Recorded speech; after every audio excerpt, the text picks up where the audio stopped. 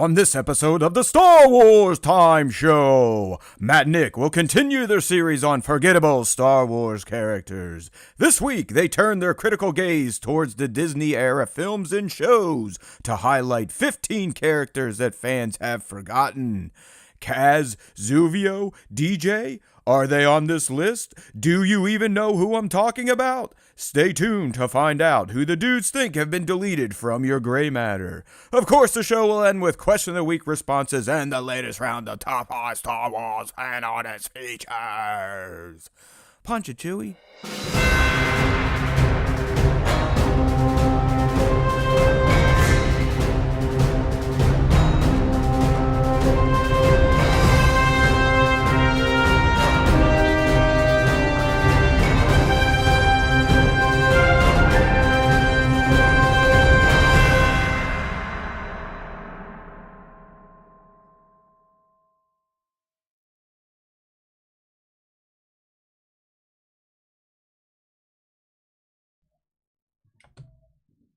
Hey now, everybody, including Marty. Welcome back to the Star Wars Time Show. We are here for part 2 of our most forgettable Star Wars character special. Last week, we kicked it off with part 1. Naturally, that's how it goes. 1, then 2, not 2, then 1. And in part 1, we covered the pre-Disney era of Star Wars. So this week, Nick, we turn our critical eyes to the Disney era, everyone's favorite era of Star Wars, right? I mean, you know, this is going to take so long because it's going to be every character that Disney's ever come up with, right? It's just going to be all of them. They forgot that sequel trilogy even existed in addition to all the Disney Plus shows. So, yeah, this is going to be a long one. So strap in, my friends. We are going to do nothing but shit on Disney Star Wars for 2 hours straight. No, just kidding. We are shills, as we've been described, even as recently as this week. One of our clips went out there. So always make sure you're subbed to the Star Wars Time channel on YouTube. We put out show clips on a daily basis, in addition to other Star Wars-related content, such as a Tulak Horde deep dive by yours truly. We'll talk about that in a little bit. But there's always time for Star Wars Time, so don't forget, if you've just been listening to us on the podcast, don't forget we live stream this bitch Wednesdays, 5:30 p. East, or as close as we can get, youtube.com/Star Wars Time Show. Hey there, everyone. Mando, Based and Brazen. What's going on? What's going on? Good to see everyone in here. It's a little quiet right now. Maybe things will pick up. The 2 Black Cord episode was dope. Yeah, I must speak with marbles in my mouth when I say Tulak Horde, because it's gone from 2 black hoes to now 2 black cords. But it's Tulak or Tulak Horde. Okay, TULAKHORD.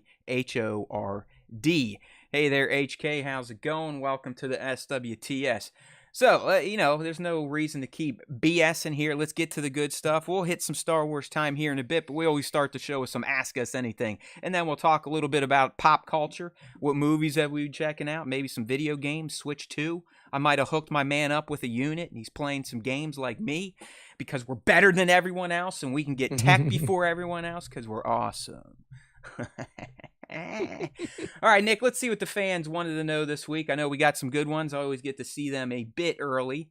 And there's one that, again, could get us arrested, but we will answer it because that is our edict. We answer all questions given, even if it will compromise our positions in life. Okay, so let's get that pulled up here.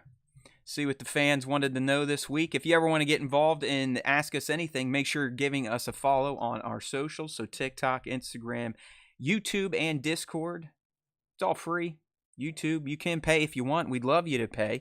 In fact, I'm going to try to convince Nick's best buddy, Phil, to start paying because he's become one of our most rabid YouTube fans. All right? We know what he does. We know he can afford the $1.99, so we're going to guilt him pretty hard this week, okay? All right, I'm just kidding, Phil. But we do appreciate your loyalty. All right.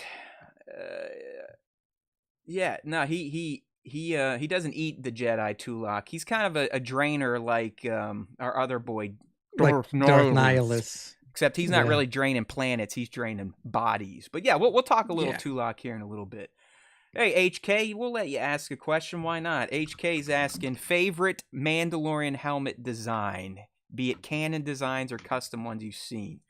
Go ahead, Nick. Why don't you kick that one off? What's your favorite favorite Mandalorian helmet design? Revan helmet. I'm gonna take that. Yeah, because that's fully inspired by, if not taken, I mean, directly from Mando. So yeah, I say Revan's. His is pretty cool, helmet. Right? Because it's got that gold leaf outline with kind of the red in there or bronze. So good looking stuff. I definitely dig that. I mean, shit. I hate to sound basic.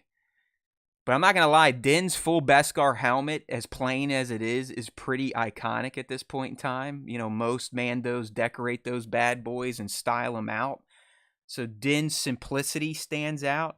I also got to mention the Armor's helmet. Hers is pretty unique with all those little horns there, kind of a different, slightly different eye configuration.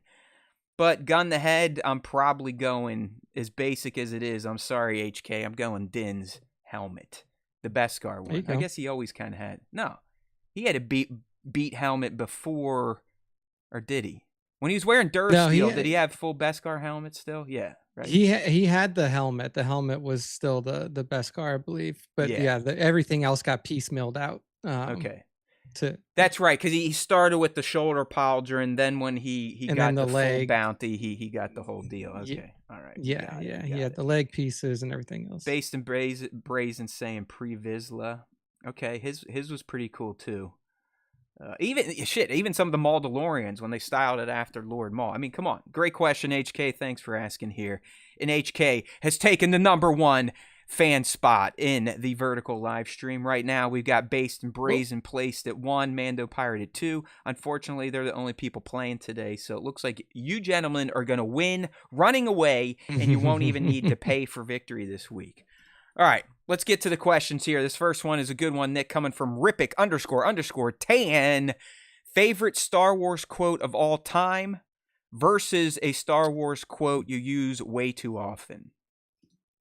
Oh, wow. Favorite Star Wars quote of all time. They can fly now? No. Dang, that's a good one. My favorite Star Wars quote of all time. I mean, I really like the Yoda quote from ESB when he's talking to Luke about the Force, like, surrounds us and binds us. It's, like that, the whole explanation of the Force. We are. Exactly. Because I think that's a very, I think that's a quote that can apply to you even outside of the Star Wars universe, right? Like there is an all-powerful force out there that is binding us all together and should bind us together and not rip us apart. The one that I use probably too often, that's a good one. I mean, may the Force be with you is always one that gets thrown out just in conversation from time to time, just like the standard. That one's easy. MTF WBY, dude. All right, so Mando Pirate's got a good one here. The ability to speak doesn't make you intelligent. That's coming from our man Qui-Gon Jinn. I mean, honestly, these days, it's 100% another one from my man Jinn. Your focus determines your reality. I think that is just a magical quote, not only from Star Wars, but in real life. I use it all the time on my young one who, she's 9 now, becoming much more of a human, emotions, thoughts, and, she'll be sitting around like, oh, this sucks, I'm bored. And I'm like, no, your focus determines your reality. If you want to sit here and think it sucks and it's boring, yes, it is going to suck and it's going to be boring. But if you're sitting here with an open mind, like, okay, maybe I could do this with my free time instead of that. Change your focus. I also like, indeed you are more powerful as the Emperor has foreseen. That's a classic. I think one, Nick, you have the best one, may the Force be with you. That's definitely used way too often. But I think one that I used to use a lot, and I really don't even like it anymore, is do or do not, there is no try. You know what I mean? That's another one too. That's another one that I use a lot as well. And if you think about it, it's kind of a bad quote because you're essentially telling someone never try anything if you know unless you can't. You can succeed. Exactly. Exactly. It's basically saying It's don't do not good shit advice. unless you know you can do it. And it's like, hey, Yoda, I don't know. Yeah. Is that really the? It sounds great. It really does because you talk backwards. But does the messaging actually make sense? I don't know. Yeah. Do or do not. There is. Yeah, he's basically like, you know what? Fuck Wait. it. If you don't think you can do it, don't do it. Just don't even try. Yeah. Don't even try if you're confident that you can't Trying do it. is for pussies. Trying is a loser's game. All right. Good question there, Rippick. We didn't get any from this week, so I finally caught up on all his questions. But now we got Spencer loading us up. All right. Big Dizzle Niz, our boy Based and Brazen from the YouTube gang. You think it's a mistake for James Gunn to end Robert's Batman after part 2? I'll roll with this because Nick probably doesn't even know what he's talking about because Nick is anti-DC. No, I mean, listen, James Gunn is the boss. He's trying to start an actual functioning DC cinematic universe, so you got a clean slate. I mean, if you kick Cavill out, you got to kick everyone else out. And technically, Pattinson's Batman has always kind of been its own thing. It's considered Elseworlds, from what I've been told. So I don't necessarily know if it's going to end after part 2, but I do know for sure that Pattinson will not be the Batman in Gunn's DCU prime. But yeah, it's just like after Superman, I've always loved Gunn. I was a little worried about Superman, wasn't loving the trailers, but I've now seen it twice. I've considered going a third time, so that speaks volumes to me in terms of quality. So yeah, I trust Gunn. I trust him.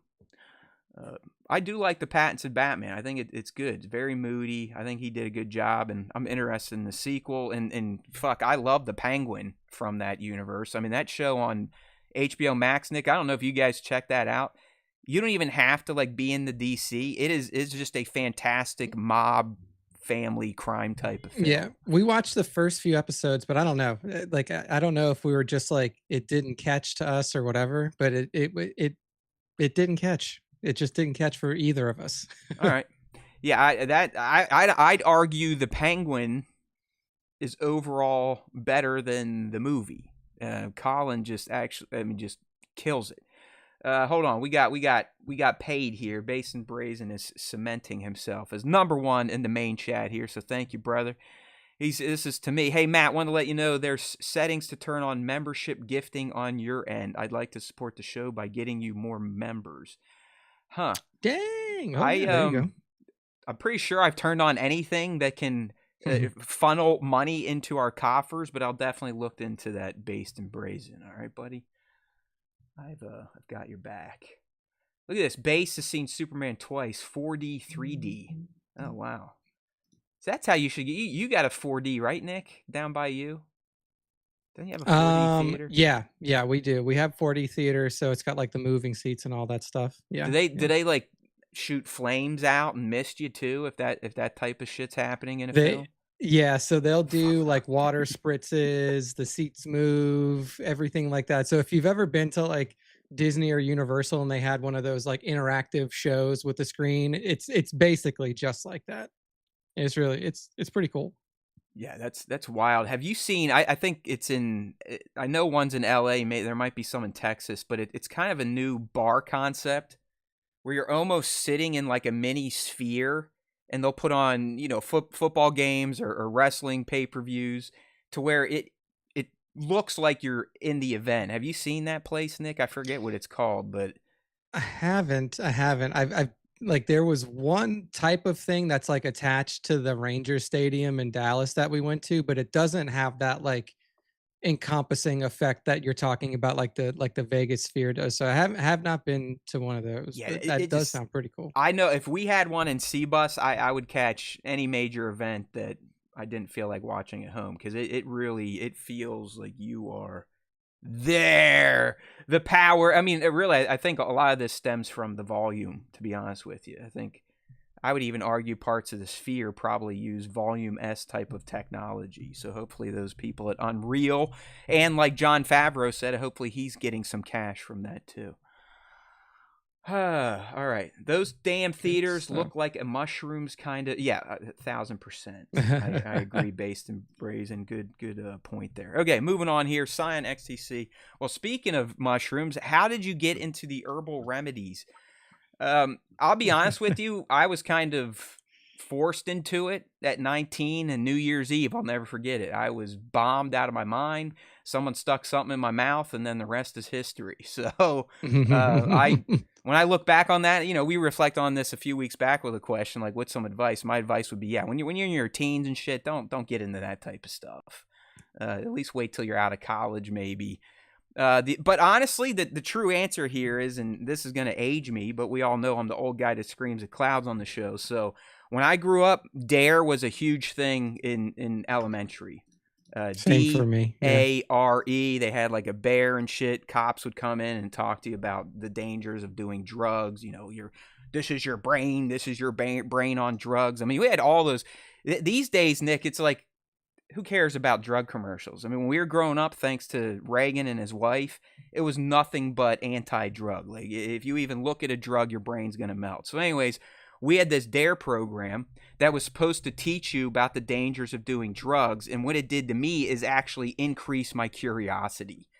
When I was a little kid learning about drugs from the DARE Bear, and he's like, "Oh yeah, this is what marijuana smells like," I'd be like, "That smells kind of fucking good. All right, what's okay? Yeah, but it's bad. I get it." And then they're like, "Oh yeah, if you eat LSD or mushrooms, you can see shit." And I went, what? That doesn't sound so bad. That sounds pretty fucking cool. I want to try this shit out. So, to be honest with you, DARE is what got all the curiosity into my head. I also might have an addictive personality. But I've stuck to El Natural. I have not done anything that outside of alcohol that involves a man's hands. So there you go. Nice. Yeah, I mean, for me, herbal remedy wise, there's a lot of them, right? There's a lot of herbal remedies, not necessarily leaning on Western medicine, but Taylor is big into actual herbal remedies. So using stuff like, Echinacea. I mean, echinacea is something that we do. Like there's a echinacea tea that we take when like we feel a cold coming on. Like adrenal support stuff like ashwagandha and lion's mane and things like that. Like those are all pretty legit as well. There's this company called Apothecary that sells a lot of like herbal supplements and stuff. And one of their little tinctures actually is wild. It's like a little dropper. You can either just put it directly under your tongue or you can add it in a little bit of water, and it like has a super noticeable like mellowing effect. And that's all based off of like lion's mane mushroom and stuff like that. So those are all really good in terms of the herbal remedy that Scion may have been referring to directly. I guess my first time, I was old. I was a lot older. Like, so I was probably 26 or 27. I was living in Austin already. So I had already moved. And it was like, I used to have like people over at my apartment to like, just like watch UFC fights, drink, order some pizza, just like general hangout.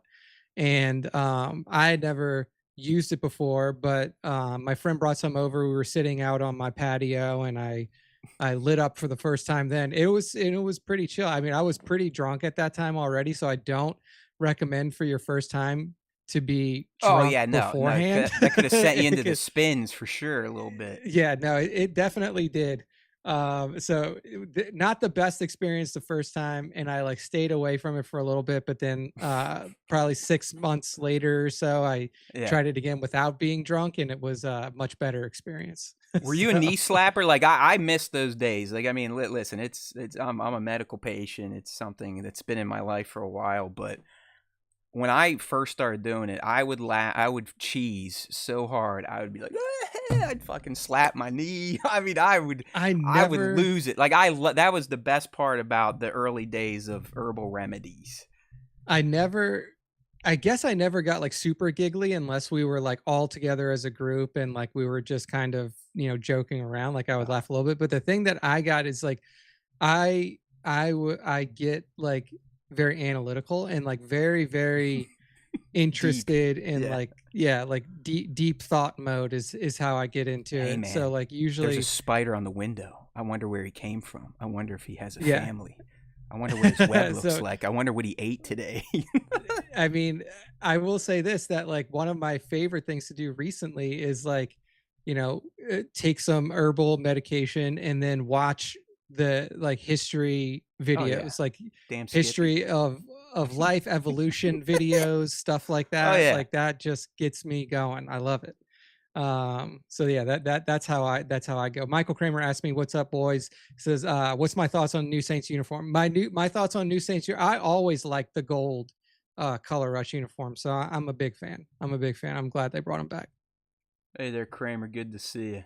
Yeah, I mean, look, when it comes down to it, my favorite thing these days is the micro. I mean, it is just something fantastic. Although I think I've even built up a tolerance to that. It's not even something I do every day, but maybe once a week. And even now, it's like it's not quite the same because my brain has been rearranged. That's All right, right. good stuff here. Hey, there's always time for Star Wars time and talking about herbal remedies on the SWTS. All right, here we go. Next question. EKU Rory, traditional s'mores recipe or peanut butter cup instead of a Hershey bar? So this guy is a tub of lard. What do you think, Nick? I've never even Oh, tried man. part two, so I've never had part two either. Here's what I'll say though, in terms of my thought on it. I think it would be too sticky, rich. right? Like yeah, it's art. Well, like you already have like the gooiness of the Right. marshmallow, and I feel like the peanut butter adding it, your mouth would just become like Too glue. much. Yeah, it would be a little too much. So that's It's my thought, but I've I mean, never had it listen, before. I'm a whore for sweets, so this is a tough one. I mean, if it's got sugar on it, I'm probably gonna eat it, even if it's a turd. But and I also love peanut butter cups. I think peanut butter cups, especially around the holidays when you kind of get the steamed one and it's mostly just peanut butter, or the big cups or the white peanut butter cups. Peanut butter cups. But I'm with Nick. I think s'mores needs to stay traditional. I don't want that peanutty taste in Get that my graham crackers and marshmallow. Thank you. get that out of here, Rory. Basin, What are you doing? Mando Pirate and Basin Brazen are just having a back and forth stories about herbal remedies There. now in the live Yeah. stream chat. Come on, people, join the live stream chat. I know we're not beyond the Dune Sea that has a massive following, but hey, we're having a good time here talking about real life.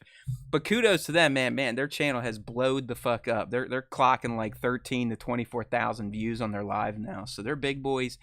And we're failures, but hey, we've already known that. All right, next question here coming from our boy Phil. $1.99, Phil. $1.99. What's a hobby you have that if you told most people about, they would find unimpressive? I like this. They would find it unimpressive. I mean, a Do hobby you like that I collect have that some stamps or that people would spoons or find. anything, Nick? I mean, No, I mean, like, I don't know, but I guess that like public thought around D&D has changed a lot recently. Like, but yeah, I mean, like I play D&D with my friends, and I'm the dungeon master, as some of you may know from the short run that we yeah. See, did on that's Star Wars. impressive. Like, I think they'd more just be like, oh yeah, you're a fucking nerd versus oh that's boring. But all right, I get it. Mine, honestly, they're Mando Pirate. He joined Beyond the Dune. Yeah, it's probably better than our. Listen, everything they do is better than us. Let's get down to it. I mean, I still think the algorithm has fucked us permanently, but they're a well more oiled machine, and they deserve what they get. And that's never going to stop me thinking I'm being shortchanged, but I'm not going to sit there and shit on their success. For me, because I'm an old guy, I have really gotten into feeding yard animals. So, yeah, that's pretty unimpressive. It all started because my daughter asked for one of these AI bird feeders last year. And, of course, I had to set it up. And once I set it up and got it going, I was like, I love this. I love birds coming in. I'm getting notifications. They're being identified. So I've grown it to a second AI bird feeder. And now I have multiple small animal feeders in trees.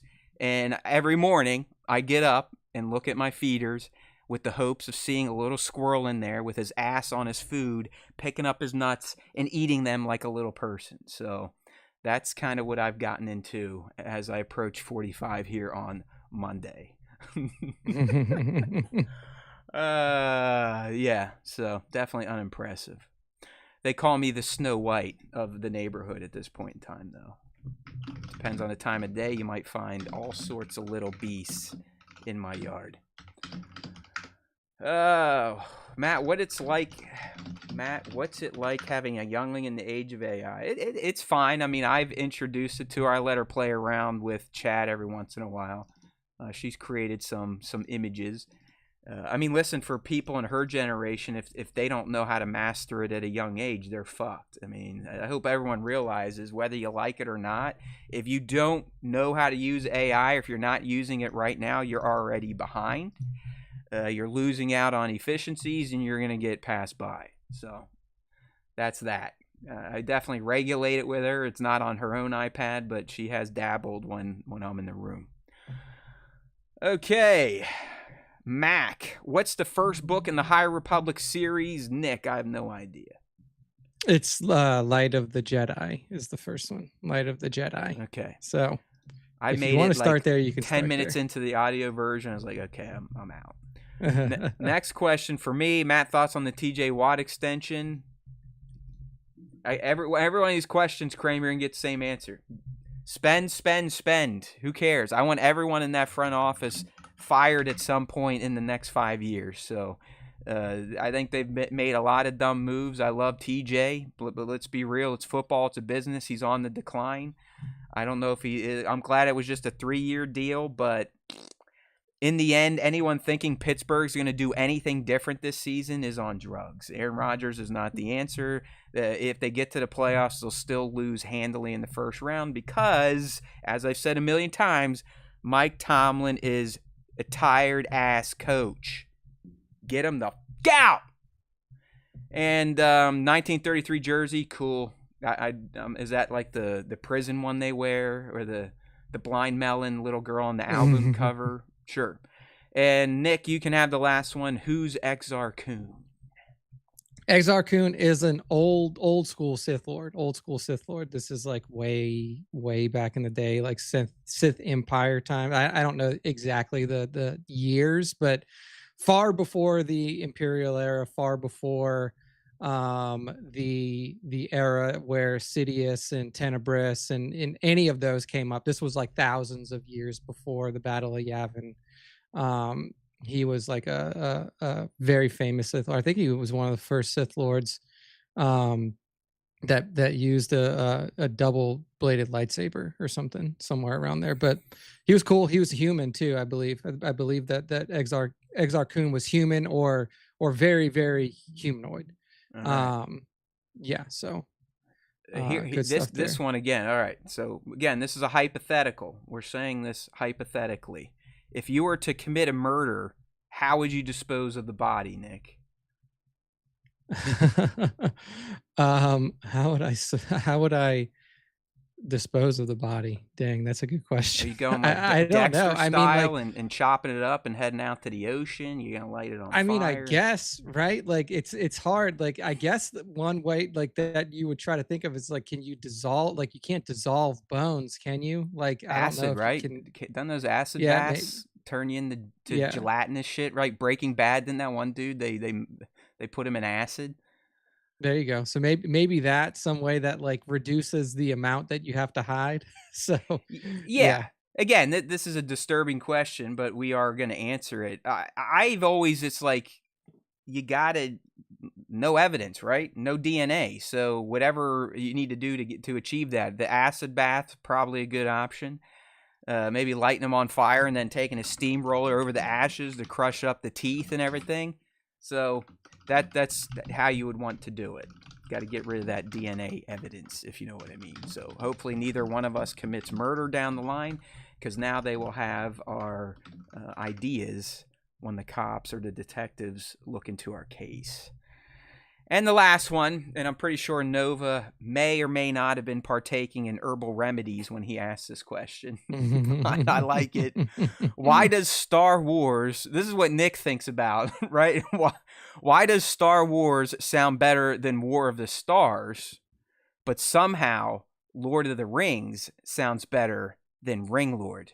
Your thoughts? I mean, I guess for me, it's more, it's just like, What a fun. maybe it's just how it's You been had to be presented to high us. writing this question, right? Yeah. Yeah. I mean, Ring Lord doesn't sound as catchy as Star Wars. Star Wars is more of like a, oh wow, this is like an event that's happening, right? Like there are wars amongst the stars. Star Wars. Wow. What a cool thing to watch. Ring Lord sounds kind of like it doesn't really make that much sense, even in context of what you know about Lord of the Rings. If you just said the Ring Lord, it would just be like, that kind of sounds weird. I don't know. Yeah, Just the easily Ring a Lord sound thing. sounds more like a WWE character or something like that, or like a handle you use on a gaming platform. But yeah, War of the Stars just sounds dumb because as it's written, it literally sounds like stars warring. Now, is it Mhm. stars, physical bodies in the sky? Is it celebrities? Who knows? But as he's pointing out, Nick, as he was deep in thought doing something, Star Wars, which implies the same thing as War of the Stars, definitely sounds better. Okay, we could probably Yeah. talk about this for an hour straight because it's one of those uh, almost it's very philosophical, if you will. You know what I mean? Hmm. We need to get our boy Socrates from Bill and Ted here to come here and settle the debate. All right, so that wraps that. Like I said, if you want to get in, ask us anything, you can always follow us on our socials, look for the prompts, and ask your question. And sometimes, if we're feeling nice and you show up in the live stream, you can ask them live, and we might address them. But there's something going on today. I don't know if there's like a holiday out there, but there is literally no one on this stream. No one. I think they're all waiting for Beyond the Dune Sea's next broadcast or something. All right, let's talk a little bit about some pop culture stuff that we kind of have on our mind. You know me, I'm the movie guy. Like to go check that shit out. So last week, checked in on a requel, whatever you want to call it, a reboot. I don't really know it's a reboot. I think requel is probably a better term, but I did go out and watch I Know What You Did Last Summer, the second version of it, but not the sequel. Nice. And it's not great. You know, it's really not that good. It's really not that good. The new cast is pretty basic. Nick, it felt like a streaming movie. Unfortunately, I hate that that's like a term in our lexicon these days, but it kind of is. It's a thing now. I mean, there's made for streaming movies. Then there was the old stuff that took months to shoot, big tent pole type of shit. I don't know. I just like the new cast wasn't great. Acting wasn't great. The mystery, at least for me, was pretty easy to guess early on. The cameos from Freddie and Jen were like, okay. I probably should have watched the '97 version just to like get a better understanding of that again. But I don't really think it makes a difference if you see that or not going to this. It's always good seeing Jennifer Love Hewitt. Even as she ages. I will tell you though, if I were her, I'd be pissed what they do to her on this poster. They definitely are not reflecting her natural form, as we like to say these days, Nick. I think they photoshopped that a bit, and I think someone that's kind of been going out and be like, well, yeah, this is me now, and I don't care what you guys say, that, maybe you didn't want someone kind of doing the thing that probably upset you when you were a younger actress. But hey, I digress. I Know What You Did Last Summer, the requel, 2025, whatever you want to call it. You all can wait for this one to hit HBO Max or whatever the hell platform it is going for. Okay. Yeah, we watched the '97 version not too long ago. And I'll say this, that the 97 version, all those horror movies from like the late '90s, early 2000s are just kind of funny to watch now. For the most part, I bet they're borderline cringy, right? Like some of the shit they yeah. say, and just times have changed, and I agree with a lot of some of the political correctness, but not with a lot of the other stuff. I mean, I think we went a little too far, and that's why we had the MAGA or the rise of MAGA. But yeah, you're right. I mean, like the screams from back in the '90s. I bet I need to watch '97 summer just to check in on it again. But hey, You know what was good about this? It's always nice to hear Kanan's voice. Okay. Yeah, there you go. Remember, yeah, There you go. and it's hard being someone like me, or even Nick, or any of you fanboys and fangirls, like sitting in the theater and when Freddy comes on screen now, it's just like, oh fuck, where's his ponytail and blind eyes? So that was a nice touch. Listen, I am a critic. Like we've talked about before, but I had 10 years experience running my own website that was nothing but video game reviews, movie reviews, gadget reviews.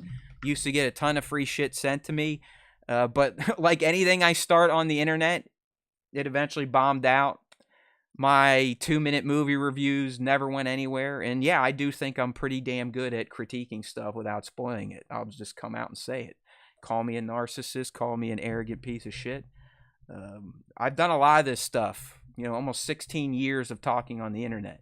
Not that it shows in a following, but I have practice. I put in my 10,000 fucking hours. All right, people? Thank you. All right, Nick, I'll let you kick off the next review because, as I teased earlier, I finally got my offer to buy my Switch from Nintendo. I already got one because I'm just that damn impressive. So I was like, you know what? I'm going to see if my co-pilot wants one because I know Nick was looking for one. And sure enough, he said yes. He wouldn't let me overcharge him, so I sold it to him for cost. So he got it last week. It came with Mario Kart, but last week we got the release of the second Switch 2 exclusive. There's only 2, Mario Kart and now Donkey Kong Bonanza, not Bonanza, Yes. Bonanza, starring Kong and Pauline. So Nick, before I kind of give my thoughts on the new game, why don't you just share a little bit of insights or your impressions of the Switch 2, your experience with it so far, and then kick into your early impressions of Bonanza. Yeah. Big shout out to you, Matt, for hooking me up there. Appreciate it. I still have not gotten my email from Nintendo. Apparently it got lost in the mail. So did you log your 50 hours of playtime to qualify, Nick? Maybe that was one of the requirements. I'm not kidding. Okay. I mean, I had plenty more than 50 hours of gameplay on the original Switch, especially towards the end of that run into 2024. But, who knows? But I will say, so Switch 2 feels premium. I like the handheld. It's bigger. Screen looks nice. I've played it mostly on the TV using the original Pro controller that I had from Switch 1. I couldn't sell them on the Pro 2. I was like, dude, you want this $85 version that only adds 2 little buttons underneath that I'll never use? I do not need that one. So fair. It was a little hard to at first, the connection between the Switch 1 Pro controller and the Switch 2 wasn't it wouldn't connect initially, but after I finally got it by connected, design, brother, really well. by design. Yeah, they're like, yeah, okay, they are. Yeah, if you're gonna do this, we're gonna make it hard for you. So I was like, Nintendo ain't dumb. I'll get it to work. So eventually got to work. Really have been enjoying it. Most of my time has definitely been spent between Donkey Kong and Mario Kart because, like you said, Matt, there's no other games that really out yet. But Donkey Kong is fantastic. I haven't played a Donkey Kong game in a while. I didn't play Tropical Freeze when it first came out, and for the most part, the primary Donkey Kong games that I played were 64 and then Super Nintendo, the main Donkey Kong 2, Donkey Kong Country. And this one is just so much fun. As soon as I dropped into it, you're basically put in a room where you find out that you can pretty much smash anything in that room. Yes. And I probably spent 20 to 25 minutes just in that first little area without talking to anybody, just smashing everything that I could. It was a super cathartic experience just to be like, smash everything, just getting gold, busting through walls, whatever the fuck was going on, man.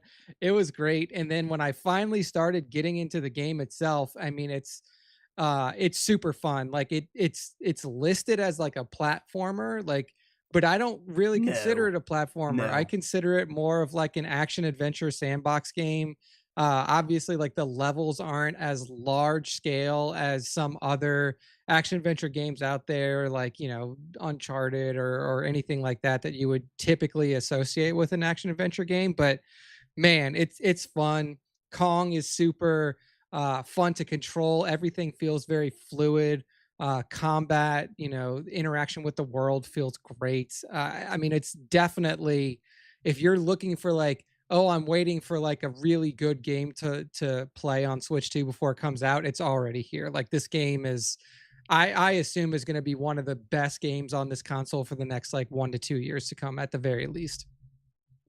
I mean, Nick, it's, I kicked the tires on some review sites, and it's pretty much a 10 out of 10. I know IGN, Tandem, stuff I've seen, it's been a 10. The limited time I've had in it, I'm right in line with you. It's, from what I've heard, and I do own this game, I'm just a lazy asshole and bought it on sale, never played it, but it's essentially Super Mario Odyssey 2 starring Donkey Kong.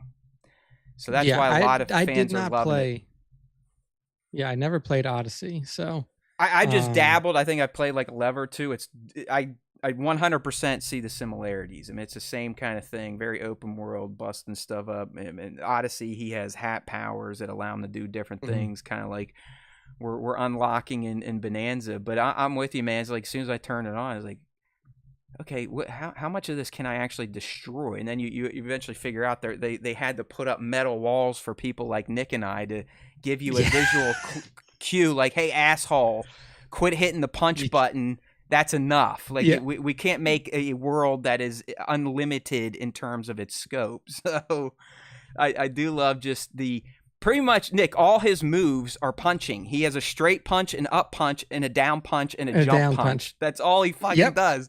And that's perfect for Donkey Kong. So, and you eventually get a kind of a helper character that you can have another person play with you. So it does have some co-op. I don't know how limited it is, Nick, because based on how you and Pauline interact, I'm not sure what the other person would be doing at all times. It seems more like a shared co-op, but I don't know. I haven't tried it out. But Nick is not wrong. While I would agree a new Mario Kart could be considered a new system seller, I think Bonanza is going to be the one that really gets people going like, fuck, I got to get that Switch 2. I was able to kind of let it slide because, as Mario Kart, I'm still enjoying 8. And let's be real, Nick, the new Mario Kart, great, but it's not really that different from 8 outside of the one new mode where you just, you race endlessly and it cuts down the racers in waves. But outside of that, there's a few new courses, a few existing courses. It's Mario Kart. This is something brand spanking new. You can only get on the Switch 2. So 100%.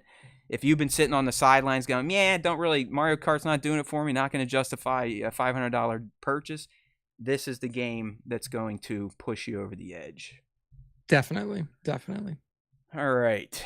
So there you go. All right. We had a little dual pop culture talk for the first time. So now we are into Star Wars time. We're not quite to our special segment yet. I want to toot my horn here. But we in the past had an AI podcast series that I used Notebook LM for to kind of have Scott and Sally talk to each other about Legends characters or other characters, mainly pulling information from Wikipedia, the internet, stuff like that. Well, last week Google's basically like, yeah, you know what, that content may or may not work out in the future. So I was just like, you know what, I'm not even gonna screw with it. If I'm gonna keep doing these character deep dives, I might as well suck it up and go for it. So now I use my AI companion to help me write a script, generate images, and we produced our first masterpiece in a Tulak Horde deep dive. It's so deep, it's only 3 minutes long. Okay? That's how much content there is on Tulak Horde. Yeah. So I probably picked the wrong character or the right character to start making my own versions of this, depending on how you kind of look at your workflows. But that's out there now. I am the announcer, so it's all human. I edited the video, so there's that. The AI just helped me with the words to say and some of the visual cues, and quite frankly, the visuals it produced, pretty damn good. I actually told my AI it did a great job, and it thanked me. Nick, I've been using my AI so much this summer, it now closes out our chats with Star Wars quips. It's like, I was like, hey man, I'll be back. I got to go do some testing. It says, may the force be with your testing. I was like, oh God, Dang, what have I done dang. to this thing? Like, give me a break. I actually did. I've been continuing to experiment with Gemini videos, and I actually tried to send one last night in Discord, but the video's too big. So what I found out was what I can do with Gemini is I fed it. So most people in our Discord have seen the space battle prompt or the space battle video that I put out there. I have now found out that I can just go on that same thread and say, hey, Gemini, can you make a continuation of this video? And I don't have to put a new prompt in. It just takes the video that it made, looks at all of the previous prompt, and then just spits out another 8 seconds of like continuous video continuous. So you prompt VO, it gives you a video, then you reprompt VO with the video, and it continues it for you naturally. Yeah, like I don't even have to like re-upload the video because it stays in one thread. So literally what I said was, nice. Hey, Gemini, can you make a continuation of this video, but add in more dynamic movement? And it does it, boom, just spits it out. And it like, it's the same ship designs. It's the same like place in area that the original one was in. It's pretty wild. So I did that twice and cut them together. Does it add time? Okay, so it basically gives you another scene, and then you another can stitch them 8 together. Seconds. Okay. Yeah, so then you can like go and it doesn't pick up like the moment that the other one ends, but like, you know, you throw a transition in there and it kind of looks like there's like you're seeing a space battle from multiple perspectives or something. So I've been playing around with that. I cut 3 of them together that ended up coming to like 24 seconds, and I tried to upload it to Discord, but the file size is too big. Maximum file size for Discord upload. Again, we're not beyond the Dune Sea, so we're not paying for Nitro or anything like that in Discord. Yeah. So we're limited to like just you can text. That's about it. You're like, hey.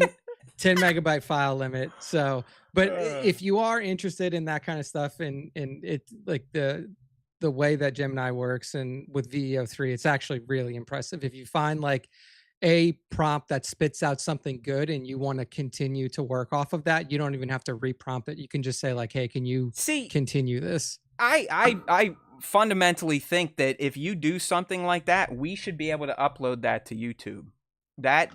Yeah, because this is also owned by Google. Like Gemini is owned by Google.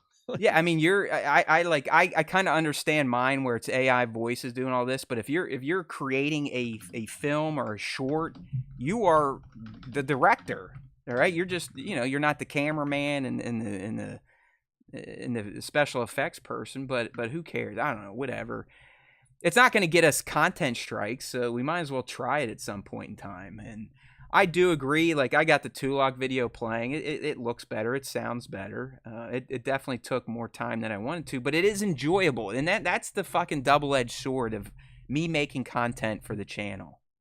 And you guys always buzz like, hey, man, if you just like it, who cares?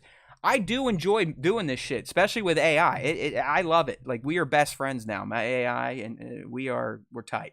I can talk to it, be like, you know what, you fucked that image. Let's do it again, and it'll do it. And, you know, might piss at me here or there, time out, but it gets the job done. So I enjoy the process. I like reading the script, editing the script, doing the voiceover, even stitching it all together. What I don't like is putting in all that work and then it falls flat on its face. And I will admit, doing a Tulok Horde video, probably not intelligent because there's no one looking for this type of content. This is more of like a proof of concept for me. So I do have a longer form project that I've been working on for a while. It's going to be called The True Power of the Force. So it kind of goes into the history of the Force and, you know, how different factions use it and this, that, and the other thing. So, hey, there's always time for Star Wars time. Make sure you are sub to the channel if you're not already. And if you want to become a member, we would greatly appreciate your donations down below. But I mean, look at some of this art that I produced with my fingertips. I know artists love when us hacks say that type of shit, but it is what it is. Nick, I even used some Sora to get some moving images, and it is not even close to as competent as your VO work. So I'm kind of getting some FOMO with your companion versus mine, because I also teach, so I have to read about AI pretty much on a daily basis to see where it's going and how I can incorporate it into lessons. And this week, all the benchmarks came out because Grok 4 the Racist was released last week, and it's actually a powerful model when they keep the guardrails on it. But Google Gemini absolutely slays everyone at this point in time. They're number one in the like top 5 categories, like development, creative writing, images, and then my little shithead is in like second place on most stuff. So I'm not gonna lie, like Google Gemini I go to it sometimes. It is getting damn impressive, and I can't justify $40 a month, Nick, but I've got so much time and set up on chat that I can't let that go at this point. Like I've got projects with custom instructions. I mean, at this point, I've built like 9 projects that if I just say do something, it will spit out. It just spits it out. Some good shit. So I think I'm stuck with chat for now, but I am envious of your Gemini friend. All right, so let's do this. I've got a colleague that just emailed me and like it's taking everything in my soul not to reply back and be like, what the fuck is wrong with you? All right. Dude, I know you probably work with similar type of people. It's just like, dude, how do you get through a day? Like, how do you get through a day as an adult that has a job? All right. Okay, yeah, based and brazen YouTube choosing ethical creation. It's so much bullshit, and they're still. I mean, just look at some of the big Star Wars channels. Look what they put on their social feeds. It's repurposed content from other people's interviews, and I'll never understand how that flies. Never understand. And if we do anything like that, hell, our Instagram account probably got banned because we did certain things like that. Just resharing trailers, not even taking it as our own and putting words on it. I digress. We need to move on. Let's get the fuck out of here. All right. Here we go, Nick. Moving into the special topic. As I teased at the beginning here, we are heading into part 2 of our forgettable Star Wars character series. Last week, we did the pre-Disney era. This week, it's Disney's turn. So we've got 15 characters. I know there's probably more. And based on some of your question on the week responses, we failed you, Anakin. We have failed you. Because you all came up with some good ones. We may or may not have relied on our AI companion a little too hard for this one without using our own brains to add some to the list. But hey, we got shit to do, people to see, places to be. So here we go. 15 forgettable characters from the Disney era. And we're going to kick things off with a banger, my friend. Coming from the sequel trilogy, we've got the Constable. Everyone's favorite Zuvio, Constable Zuvio. So let me refresh you on why this gentleman or gentle alien is so forgettable. So yeah, this guy, the Force Awakens character who had toys, promo shots, Nick, a backstory, yet never appeared in the freaking movie, okay? So there's a reason Zuvio became a meme for how heavily he was marketed and then how utterly absent he was in the actual film. This guy may be the king, the all-time king of forgettable Star Wars characters for that. He didn't even make the final cut, right, Nick? So what do you think about our boy? Yeah. I mean, it's so hard to really, like, say that this is a forgotten character or like to really like say why it's a forgettable character when it was literally forgotten by Disney when they released the movie that they marketed him to be in. Obviously he ended up showing up elsewhere in like little snippets here and there and like little he was in Star Tours. There was a picture of him in Star Tours in Disney when you're talking about Jakku, and you know, there like he like pops up in like little things here and there.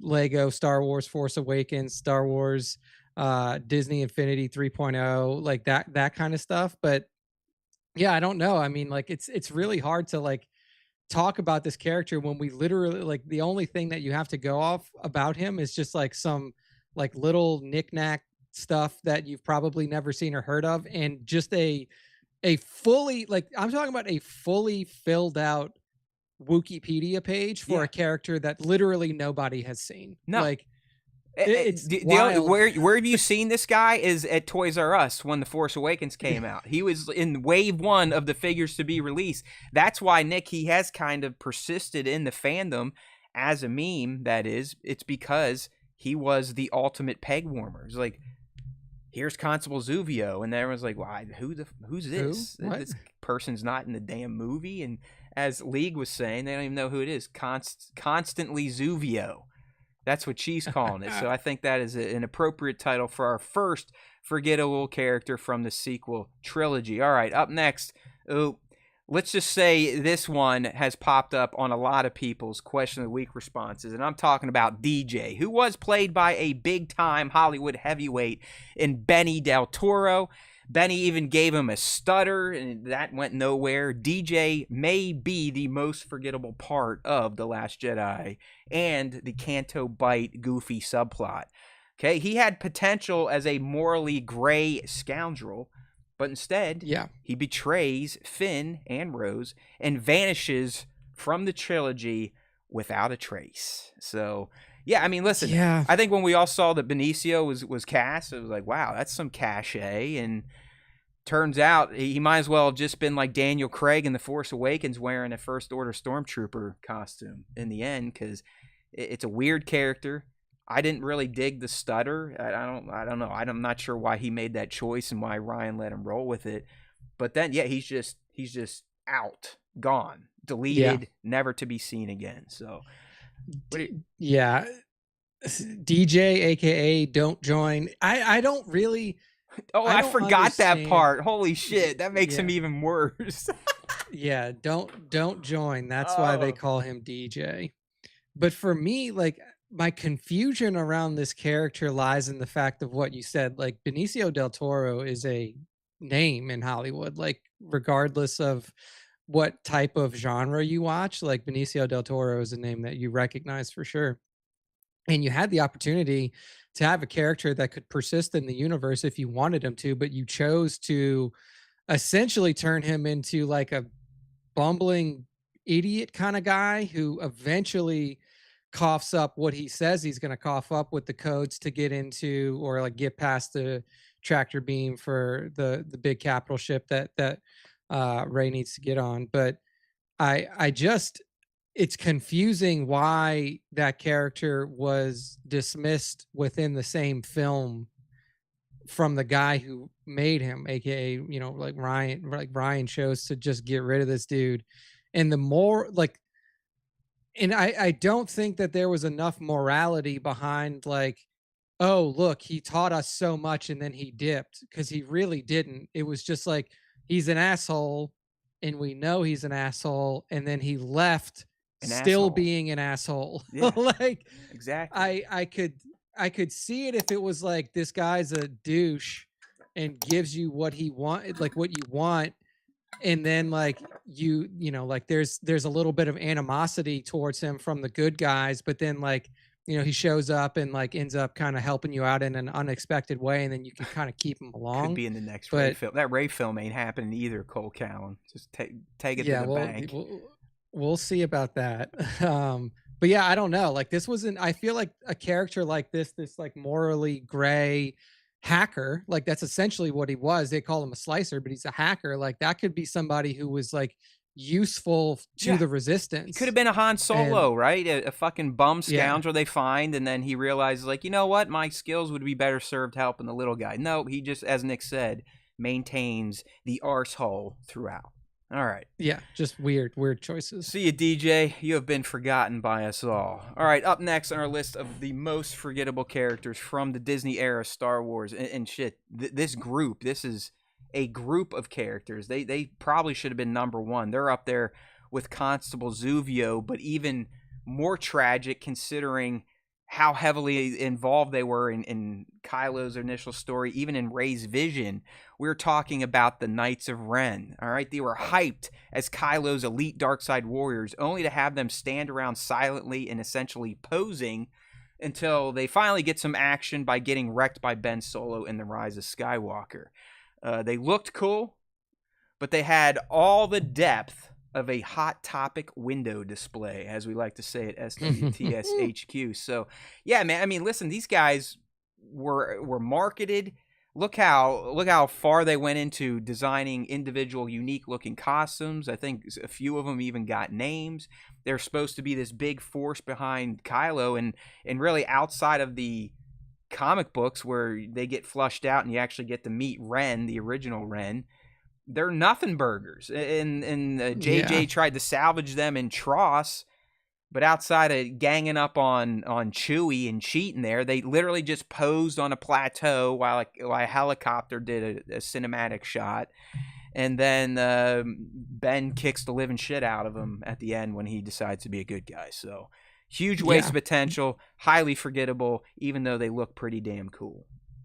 Yeah, this is the one that kind of upsets me the most because it had, like you said, huge waste of potential. And I don't know if this just was one of the things that got lost between the two writing teams that were working on this trilogy. This is one Ryan was like, "Oh, Knights of Ren, don't need them." Yeah, like yeah, it was literally like, "Hey, I'm giving you this." Like JJ's like, I've created this cast of characters that clearly we've put some work into, and he was just like, I don't. And then Ryan was like, nah, I think we're just gonna skip these guys. And like, there's potential. The comic books, like you said, give them a little bit more flesh, but like still, at the end of the day, you have these guys who look incredible, and that could be really fucking cool and give a lot of context into Kylo's background and like how Uh-huh. he interacts with these people and Uh-huh. what his role is within this organization and so much stuff. Where did they come from? Like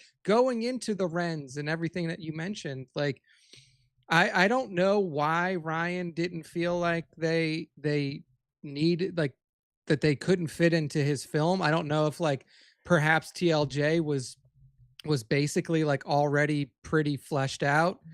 And Bro, then JJ once JJ created them and barely used them in TFA. I think don't they only show up in the rainy vision of Rey? yeah, and I guess what his thought was is like we tease them Yeah. here, they get a little bit more flesh in TLJ, Yeah, and oops. then Should have and sent those then notes over to Johnson's camp, bro. yeah, and then Rots maybe they play a bigger role because they try, like you said, they essentially try to bring them back in Rots when they like kidnap Chewie and stuff like that on Pisana and everything. But it was just this one really like got me because I was like, dude, these are like really well designed characters that you've literally just shit on Yeah, and it's like did Cole not allow Cowan anything to 80 happen. saying here, like, can anyone name one of them? No, I mean, there's No. one he had a name, and it's like pug face. I'm being dead serious. It's not a name. It's like helmet head, something like that. It's very very generic. And these guys, you have to they're a bit formidable. I mean, in the comic run, not even the one with Ben Solo, but before that, like Rise, Empire Strikes right, yeah. Back. These Mhm. motherfuckers go to Mustafar to fuck with Vader willingly, like willingly go mess with Vader and try to steal something from him in his castle. Okay, so they had the potential. It's been wasted. Hence, they have been forgotten. Crazy. All right. Up next on our list of forgettable Star Wars characters from the Disney era. Uh-oh. Not Mhm. JJ's best friend in real life. This is like, I wish I was this guy because, I mean, him and JJ grew up and he's pretty Yeah. much had a career because of JJ. I'm talking about Greg Grunwald, a.k.a. Mr. Snap Wexley. All right, this dude appeared in all 3 sequel films, okay? This dude Mhm. was meant to be the bridge from the Aftermath novels to the screen. Instead, he's just another generic Resistance pilot. Hell, Nick, even his death in The Rise of Skywalker gets overshadowed by literally everything else going on. He blows up in the distance. Like, it's not even a focused blow up. He doesn't even get like a Porkins explosion. He just it's like a little speck that Poe sees out his window. So Yeah, yeah, it's Snap has been forgotten by everybody, even his creators and his real life best friend. dude, it's weird to me, right? Like because I thought that when Snap was brought into it, knowing the connection to JJ and how they've worked together in the past, that he was going to essentially become the new Wedge Antilles. I was There you like, go. oh, I was this gonna say is he's a wedge. yeah, like this is sequel trilogy Wedge, and like that works. Like Greg's a fine actor, like he did good work in Heroes, and he's had prominent roles in other other properties as well. But like, dude, what? Like, how do you just? Yeah, I don't. Again, like I don't understand how it's such a clear pathway that this guy is going to be like, hey, he's going to be Poe's wingman. He's going to be like Poe's right hand guy or something like that. Just how Wedge was Luke's right hand guy. Like it was an easy thing to follow along with. And then, like you said, like he just kind of like gets summarily blown up in the Battle of Exegol. And then I think technically there was a eulogy for him Oh, by yeah, Poe in Fortnite. Where was this? like at? I don't know where the fuck this happened, but like if you go on Snap Wexley's Wikipedia page and his real name is Temin, the first thing up there is Poe Dameron eulogizes Snap Wexley. He fought at the Battle of Jakku and ended the Empire, and at the Battle of Exegol that ended the First Order, and in between and 100 other fights, he was always right there doing whatever needed to be done. When you're out there flying through hell, Yeah. just trying to survive, nothing matters more than knowing the pilot on your wing has your back. Nothing to Snap Wexley, best wingman I've ever seen. Like, why? One, where did that come up? I Like, say that's not either in the movie. that's either a Wikipedia editor just kind of fleshing it out, or a comic book or something. Come on. Yeah, it's let me see the source. The source listed on this one. It's like, dude, like it was in one of the books. I think it was in one of the books. But yeah, man, it's weird to me that like you had it was in yeah, like literally, like it was just yeah, I don't know, man, just fucking crazy. Not in the movie though. It was in a Star Wars comic run, Star Wars number 25 that came out in 2020. So you probably Yay. read it, Matt. 2020. Uh, Oh yeah, that's right. I forgot that movie came out in 2019. It's been 2019, so long. yeah, I'm like, shit, 2019. dude. Dude, it's wild to me. But yeah, you All are right. forgotten, Snap Wexley. See you, Snap, you little bitch. You little bitch. Oh, that's hilarious. Hold on. The stream crashed on one side, so just rebuilding some windows because yay, YouTube. I wish I could figure that out. I've just gotten lazy in my life. I mean, our website, there's a reason I don't plug it anymore because it's falling apart and I'm the admin and I don't give a shit.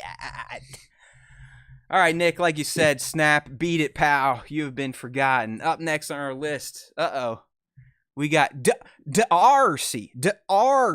And if you see her picture, you'll definitely know who she is. And she was in all 3 movies. She even survives all 3 sequel films. She gives commands in the movie. She stands around looking important and looking very serious. And really, that's about it.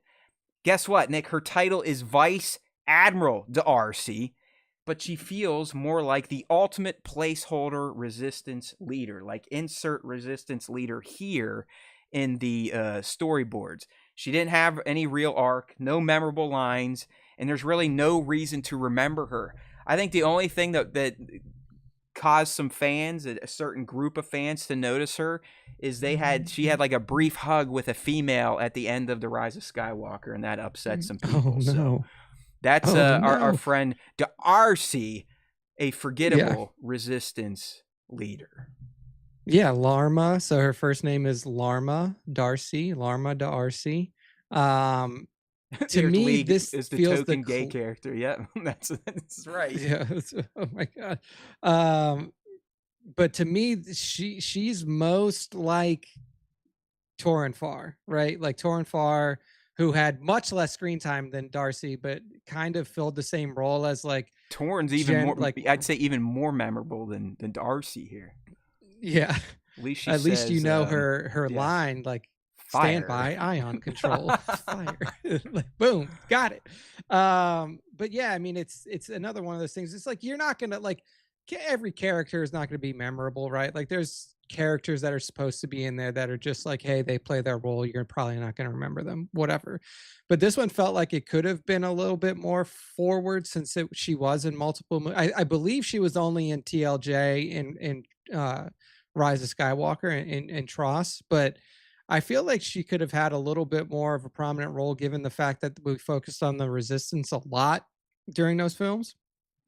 But it was, yeah, I don't know if it was just like they couldn't decide between her and Connix which one to give primary screen time to, and then neither of them got primary screen time. I mean, like honestly, you could have put Connix on here because it's Billy Lord and it's, you know, that's Leia, or not Leia, that's Carrie's daughter and stuff. Correct. But it feels like they could have consolidated the Connix role and the Darcy role into one, and then given that person more prominence, a No, little bit more I mean, screen again, time. that Connix is another one we definitely miffed on, that's for sure. But like I said, sometimes Nick and I, we're old, we get tired. We didn't feel like doing another 18 to 20 breakdown, so you get 15. It is what it is. Come on.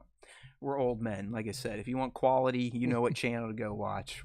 We are neither quality or quantity over at the SWTS. But you're right, man. I mean, she's a vice admiral, but who's the only vice admiral people remember from the sequel trilogy? Holdo. So again, Yeah. Ryan's like, Yeah. oh yeah, you made this character, JJ. Okay, cool. I'm gonna make mine with a more famous actress and give her purple hair and put her in a gown, even though she's a vice admiral. So they'll remember mine over yours. Plus, I gave her a maneuver that has now been named after her. So yeah, Darcy, you just you should have stepped in front of Holdo and let your person shine. Okay, you need to sometimes step up in a room of your equals, of your colleagues, and let them know that you too need to be seen. But because you did not, you have been forgotten. All right, here we go. We got another character from the brass of the resistance movement. I honestly had no clue this guy even had a name.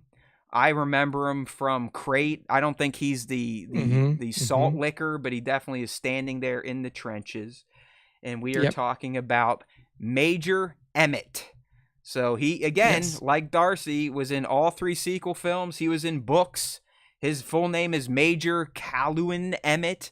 But he, even though he's present for all these resistance operations, I don't even think people would know he's in the movie. I mean, outside of this, the actor having this luscious white mane, that's really the only thing that stands out. Not the character. It's more like what the guy that played him looks like. He has more lines and tie-in materials than in the actual films, where he's mostly just, like we said, a generic resistance officer, insert number. So, yeah, apparently this Major Emmett's a big deal, but even people like you and me, Nick, geeks, fanboys, nerds, really didn't even know his name until we curated this list. So yeah, he's forgettable. Yeah, I mean, he was apparently one of the primary members of the resistance to recruit Poe Dameron to the resistance. So like that was pretty big. Obviously a lot of this stuff was probably written after the character was introduced in the films, so you had like, oh well, this is somebody that we can like insert here, fill in here. It also says that Emmett was a part of the Andor strike team, so he was on fucking Andor too. Like this dude was everywhere. That's what like, I mean. He was like he was an important character. Obviously, you can't give spotlight to everybody. Definitely memorable seeing him, essentially where you remember him from more than likely. He was in like a briefing room in TFA, but where you probably remember him from is from TLJ, where all the other troops are in the trench, and then he's the one guy standing they pan up to him, and he's got the binoculars looking out at the oncoming first order troops coming in. Remember, and Nick, they're dragging something. They're dragging their own vehicle because they forgot to put wheels on it. It's just the dumbest vehicle design ever.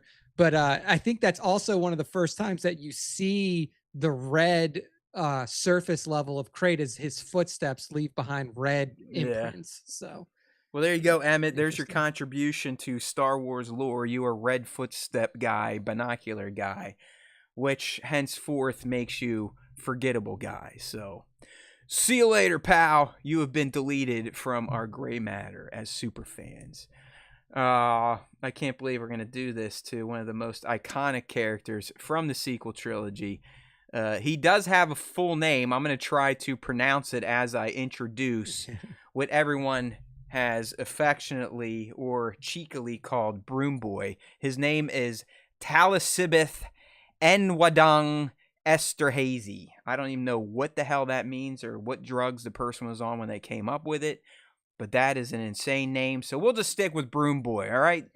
He multiple scenes in the movie. He ends the damn movie. He ends TLJ. Literally, the credits roll as he force pulls his broom and looks up after he stares at his resistance medallion. But this hopeful tease we are left with of this young stable boy pretty much goes nowhere. Again, Broom Boy has become a symbol of nothing. He was abandoned, like a lot of things in this sequel trilogy, because we had the director handoff. And outside of memes, he's been all but forgotten by the fans. Yeah. I will say that when I typed in that name, that Talis Beth name that you said, completely different character on Wikipedia. It's this is like a Galactic Republic era human female Jedi Padawan that comes up. So then we might have had a slight hallucination with the AI on the name there, but hey, you got Broom Boy. So that's why down I was like, it's Broom Boy, it's Broom Boy. We're just Broom Boy. So here's my thought on Broom Boy. Honestly, like even how TLJ ended, there's not an easy way to bring that character into episode 9 because there's no Jedi training academy yet. There's no place. Like, what are they gonna do? Like, nobody was there to see that on whatever the fuck that planet was called now, Canto Bight. Like nobody was there to see it. That was just like showing that, like, I guess was supposed to show like the Force is coming back into the galaxy and there are people out there, right? And that you don't need to be a Skywalker to wield it. And that was Johnson's big push with Rey. I think he was trying to like, hey, we can have powerful Force users that are not of this genealogy, but then they're like, no, we can't. She at least has to be a Palpatine, then she can equal a Skywalker and fuck off. Somehow he's returned. Go ahead, sorry. The only thing that I could see happening with this character is if we ever do get a movie that takes place in the aftermath that's what the fans been saying in the chat. Rots. Yeah, like just get him in there, have him as one of the trainees. Like obviously it probably won't be the same actor given how long that it's been between when this movie, Nick, it'll be perfect because they'll just say that 10 years have passed since the Rise of Skywalker, and hey, he'll be 10 years older. Boom. Perfect. Yeah, so I think that's probably the best way to handle it in terms of I don't think Tross follow-up made sense, but hey, if that movie ever happens, get him in there, like put him in there as one of the trainees, or you could even say like, hey, you remember, like he could be a Padawan already. He could already have gone through his training, and then somebody just commented, it's like, hey, remember when we found you on Canto Bight? Like just give him a little piece or something like that. So it's funny, like the AI was hell bent on, like it had a hard on for Broom Boy being in this list, so much so I'm going to share one of the images it created. I didn't even ask it to do this.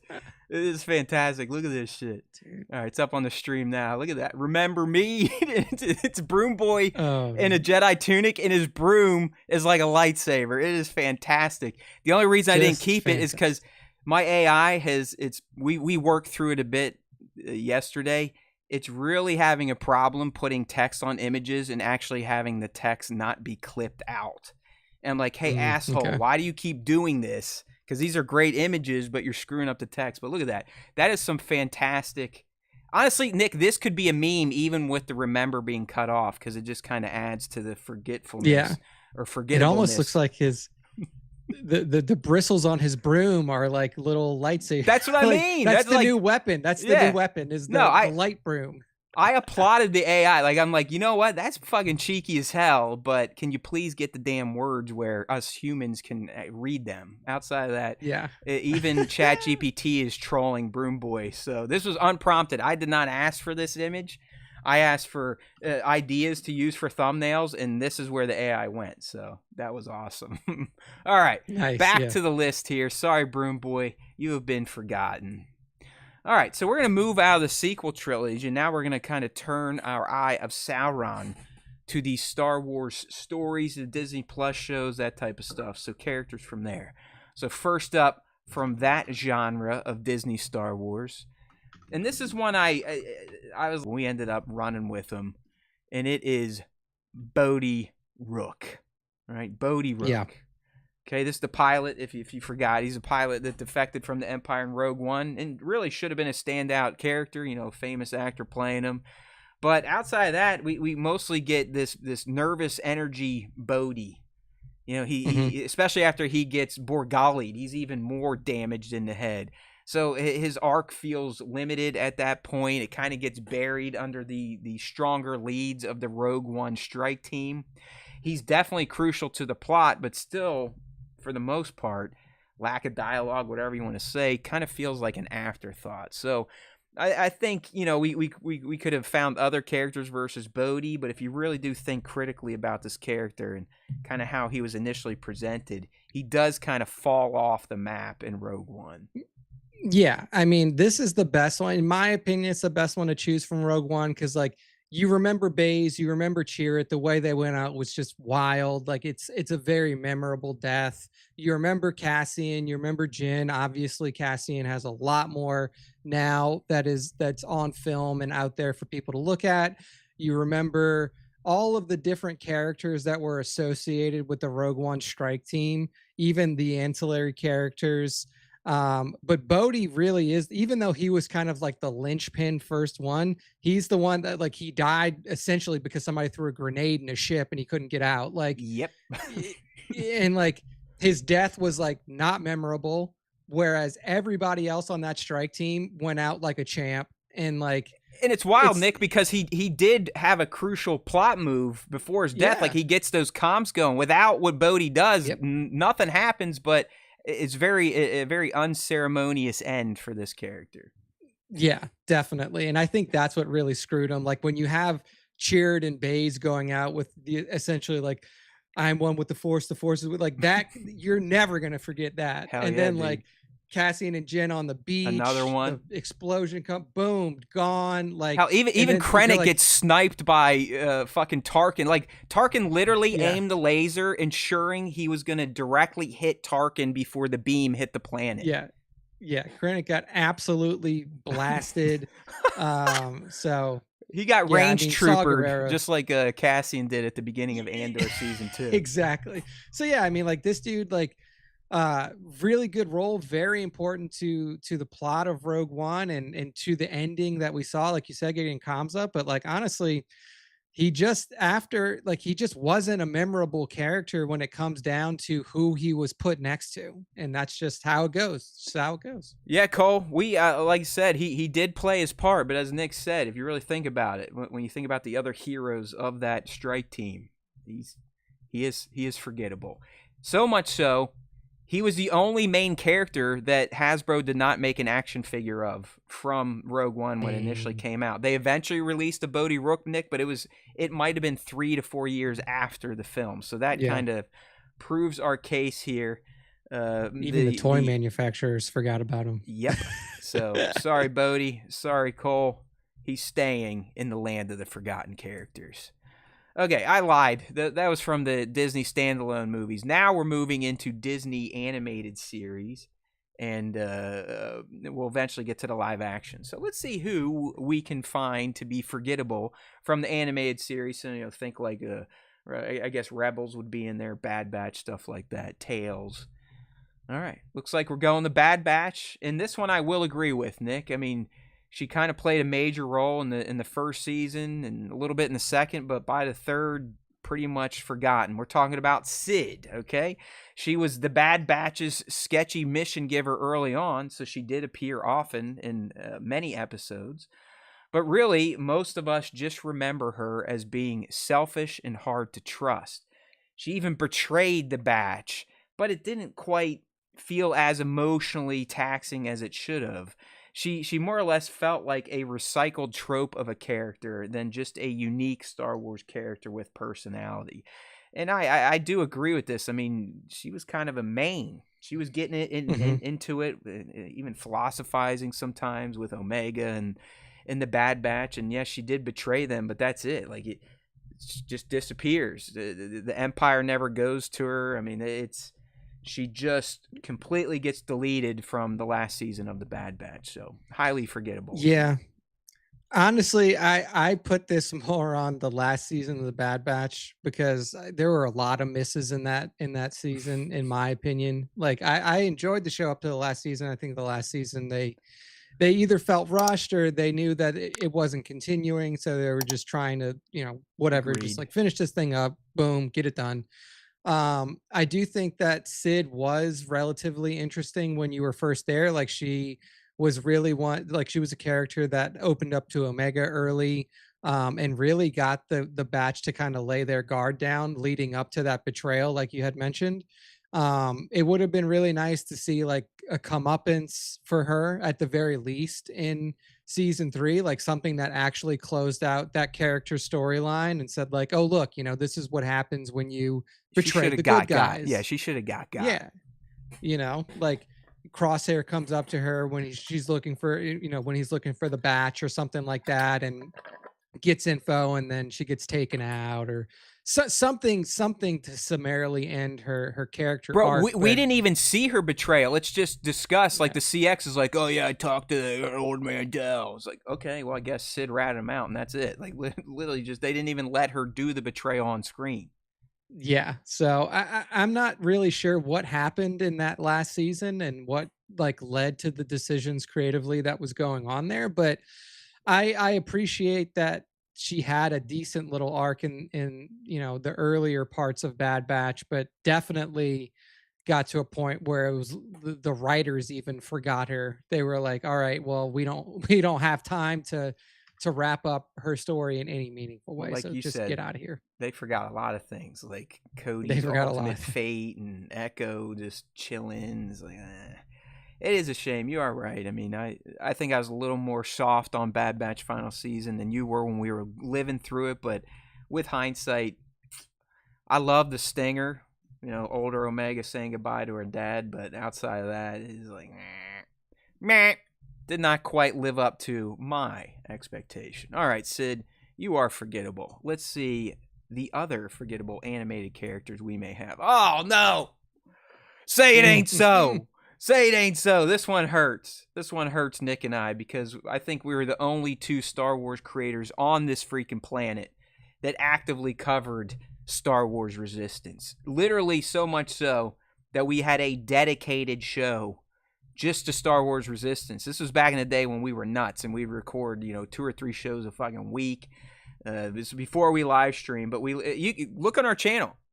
Even YouTube identified we talk so much about Resistance, it said, hey, this is a podcast you guys have. So yes, it is marked as a podcast on our channel. If you ever want to, get nostalgic and watch through the series and listen to our old breakdowns, I highly encourage you. But when it comes down to it, we got to kind of take in the perspective of the full fandom.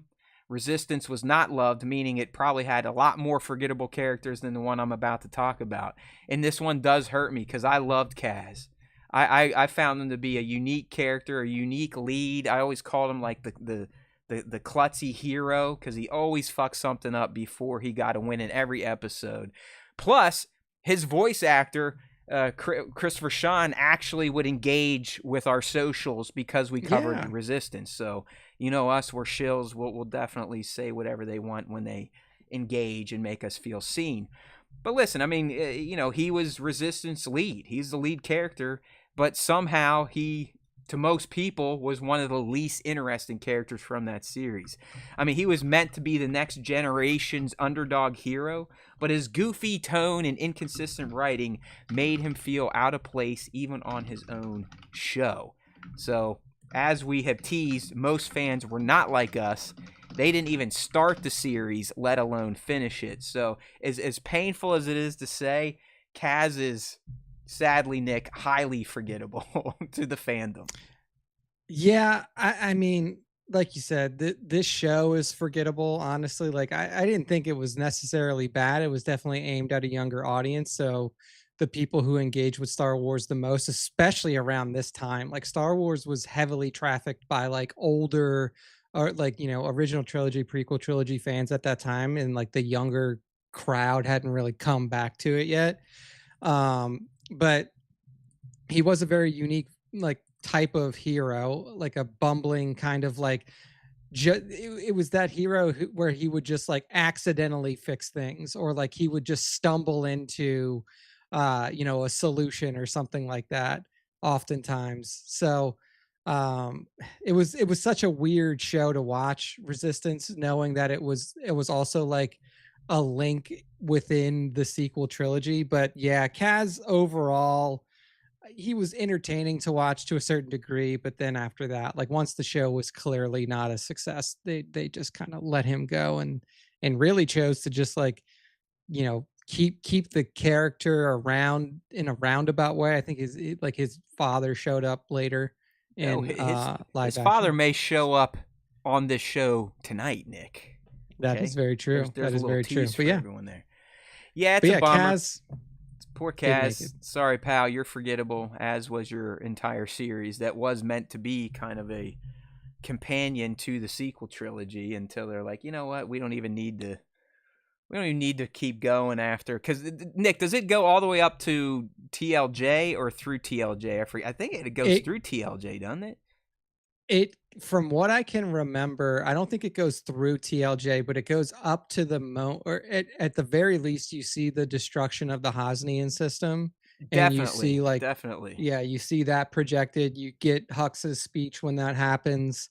So I don't know how far it gets in the TLJ, but it doesn't make it all the way through that, and obviously doesn't make it to Trials. Honestly, what they should have done is they should have just done what they did with Bad Batch. Just like stick to that animation style. You know that people like it already.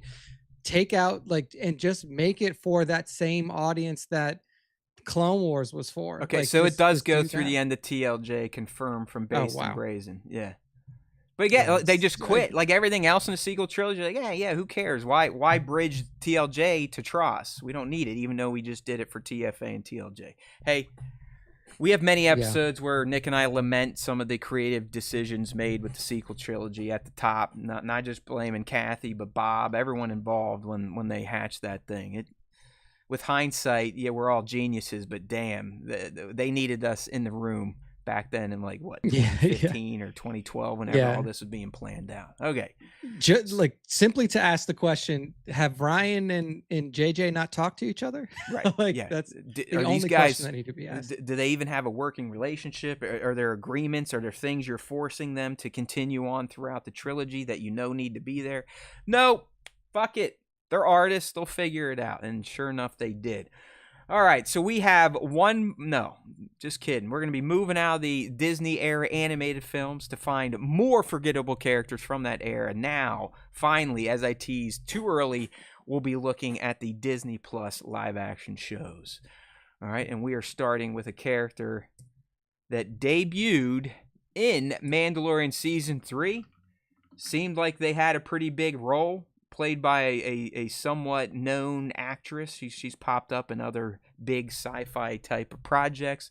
And I bet a lot of you, if we did not have her name on the screen right now, you probably wouldn't have remembered her, essentially verifying her place on this list. And we're talking about Elia Kane, okay? So again, if you remember her, Mando Season 3, she was supposedly a key piece in the New Republic subplot of The Mandalorian. She was set up as a covert operative for the remnant of the Empire. But after checking in with Moff Gideon that one time, she essentially disappears halfway through the season. Her storyline does not get resolved. It's like, does she keep being a spy? What the hell happens? Why was she not there helping Gideon on Mandalorian? So she had all this build-up, Nick, and she ends up just being a little more than a narrative dead end when all was said and done in Mando Season 3. Yeah, I'm very interested to see if they will incorporate this character into Mandalorian Grogu or like the live action side of things, or potentially Ahsoka season 2 in some way, given the fact that we're gonna have some New Republic conflict going on with Thrawn coming back into the galaxy and everything like that. I think that there's an opportunity for this character to still make a comeback, but given where we are now and how long it's been since we saw her, probably not. Probably not. Yeah, I mean, she almost has to. She's a fucking mole in the upper part of the New Republic after being. You gotta remember, Nick, she started way back in Mando, like season 2 or something. She was on Gideon's bridge. She went through the New Republic reconditioning and actually got a role in the New Republic. That's kind of big shit. So if Yeah. she doesn't show up in Yeah. Mando and Grogu, it's pretty safe to say she has been forgotten by everyone, if not canceled. The only other potential place for her to reappear would be Ahsoka season 2, when we are in the known galaxy, clearly not on Peridia with our lovely ladies and Force Ghost Anakin. So we shall see, but I have a feeling, because, as Nick teased, let's face it, there were supposed to be more seasons of the Mando. That's not happening anymore. It's turned into a movie, so I have a feeling she is forgotten for good.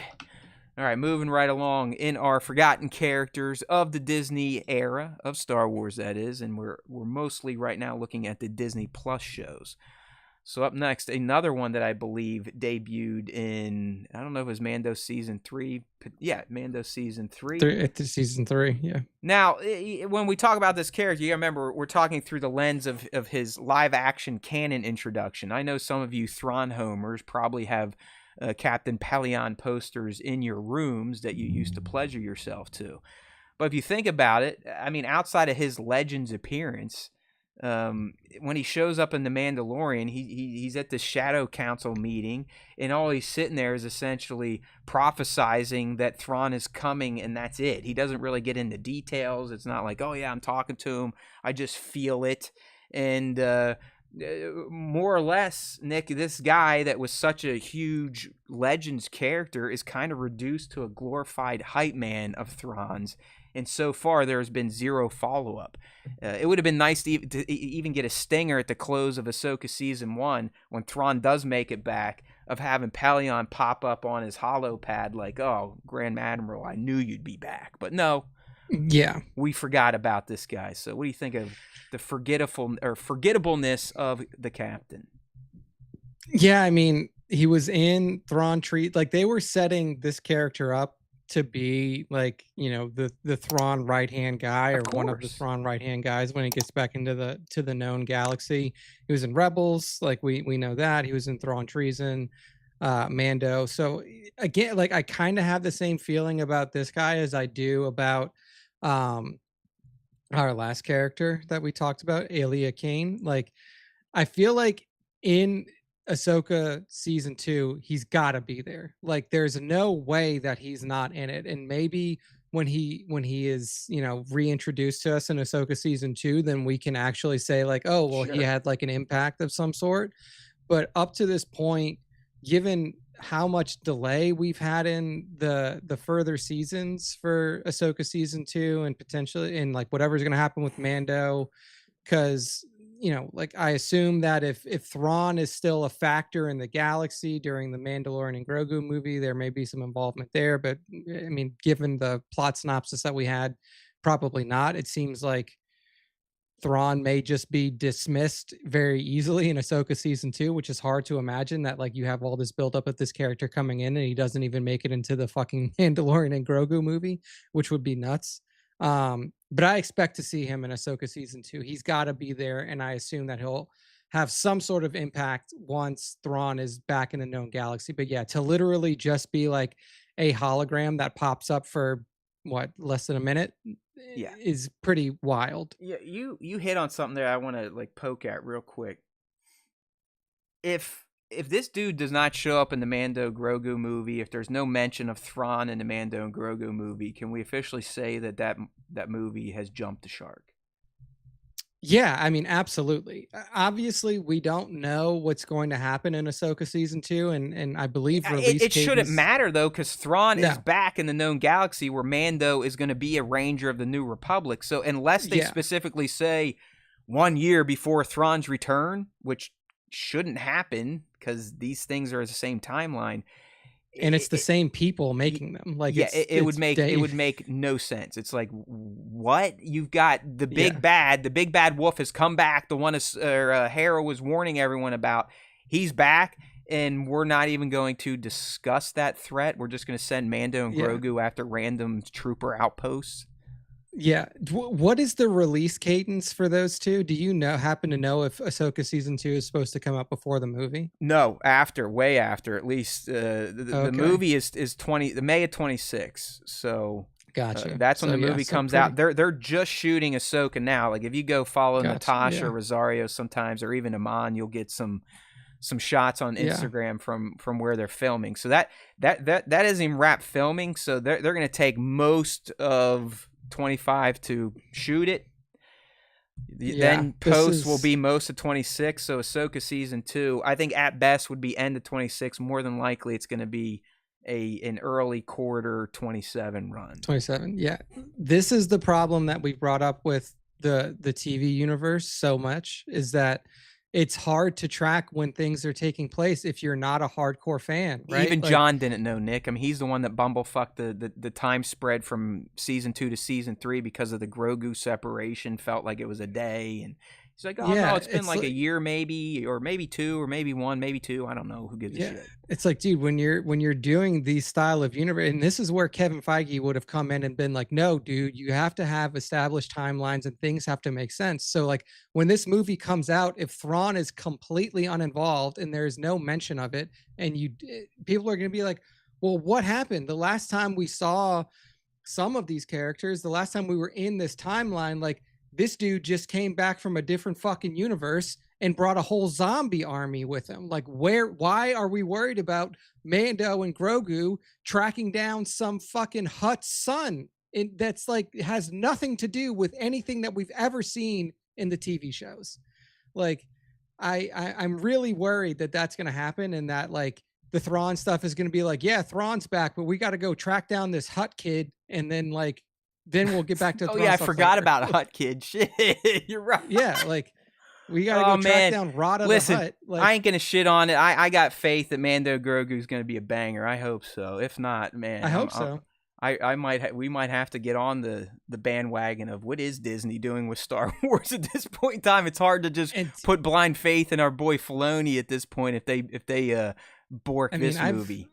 I really think that Filoni has a role in Lucasfilm. I think his role is probably a little bit too big for him, is what I'll say. Is they need somebody that has a little bit more organizational quality Right, to he's a them. Like creative. a He's not a manager of people. yeah, and like it, I don't know. I hope it's good, and I hope that they find a way to make this not interact with the fact that one of the biggest villains in Star Wars has now re-entered the universe, and your two primary characters in this whole timeline are chasing some random bullshit. I really hope that they can skirt that, but it's like Maybe the Hut thing it's just getting a kicks little weird. things off. Who knows? Maybe that's what Yeah. that's the MacGuffin. Maybe the Hopefully. HUD is working for Thrawn now. Maybe Yeah. maybe that's how they Who cross knows? it over. Who the Who fuck knows? But I yeah. promise you, once we get trailers for that movie, you know our dumbasses will be sitting here breaking it down for an hour and a half, and we'll give you the best insights that no one will even hear, so they won't know that where to get the best insights. But that's kind of our tagline. All right, let's keep things moving on here. We spent a lot of time on the captain. I like that little tangent, though, young Nick. Good call. All right, up next, we talked about his son. And quite frankly, when this dude showed up in Ahsoka Season 3 in live action, he was a glaring asshole. Like a mega asshole. So we're talking about Senator Hamato Ziono, Kaz's father. All right, so he's there to essentially represent galactic bureaucracy in Ahsoka. He's the guy that's shitting on all of Hera's ideas and definitely feels like he would love to shut down Congress at any time he could if he didn't want a certain vote to take place. But really, I mean, he's just sitting there whining the whole time about, yeah, Thrawn, non-existent, shut up. Hera even dunks on him left and right, so much so that they kind of want to punish her. But again, even with a connection to the animated show Resistance, because he also appeared in there briefly talking to Kaz, this senator, not just for his attitude, the way he was kind of portrayed in live action, is instantly forgettable. Yeah, he was a relatively off-putting character, and the funny thing is like he's completely different than his son, than Kaz. Very, very different, like in personality wise and in moral code, it seems, as well.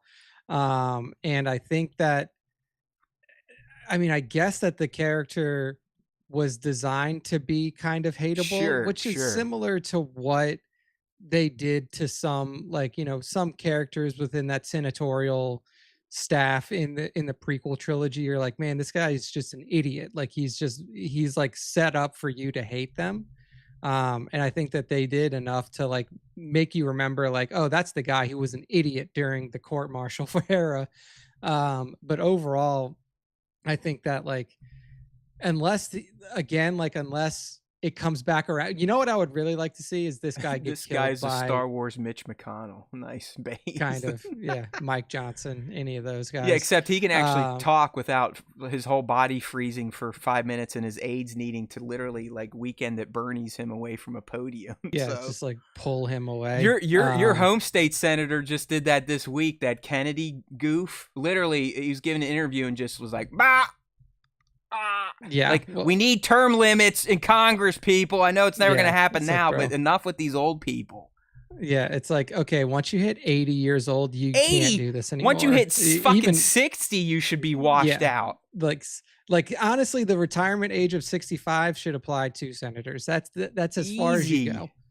But yeah, I mean, I would really like to see this guy get caught up in whatever happens when Thrawn gets back and potentially like be that moment of like, oh, you wanted to like talk shit. Now you find out. Like, yeah, I hope Hera walks in and be like, hey, Hamato, kiss my sweet peach, bitch.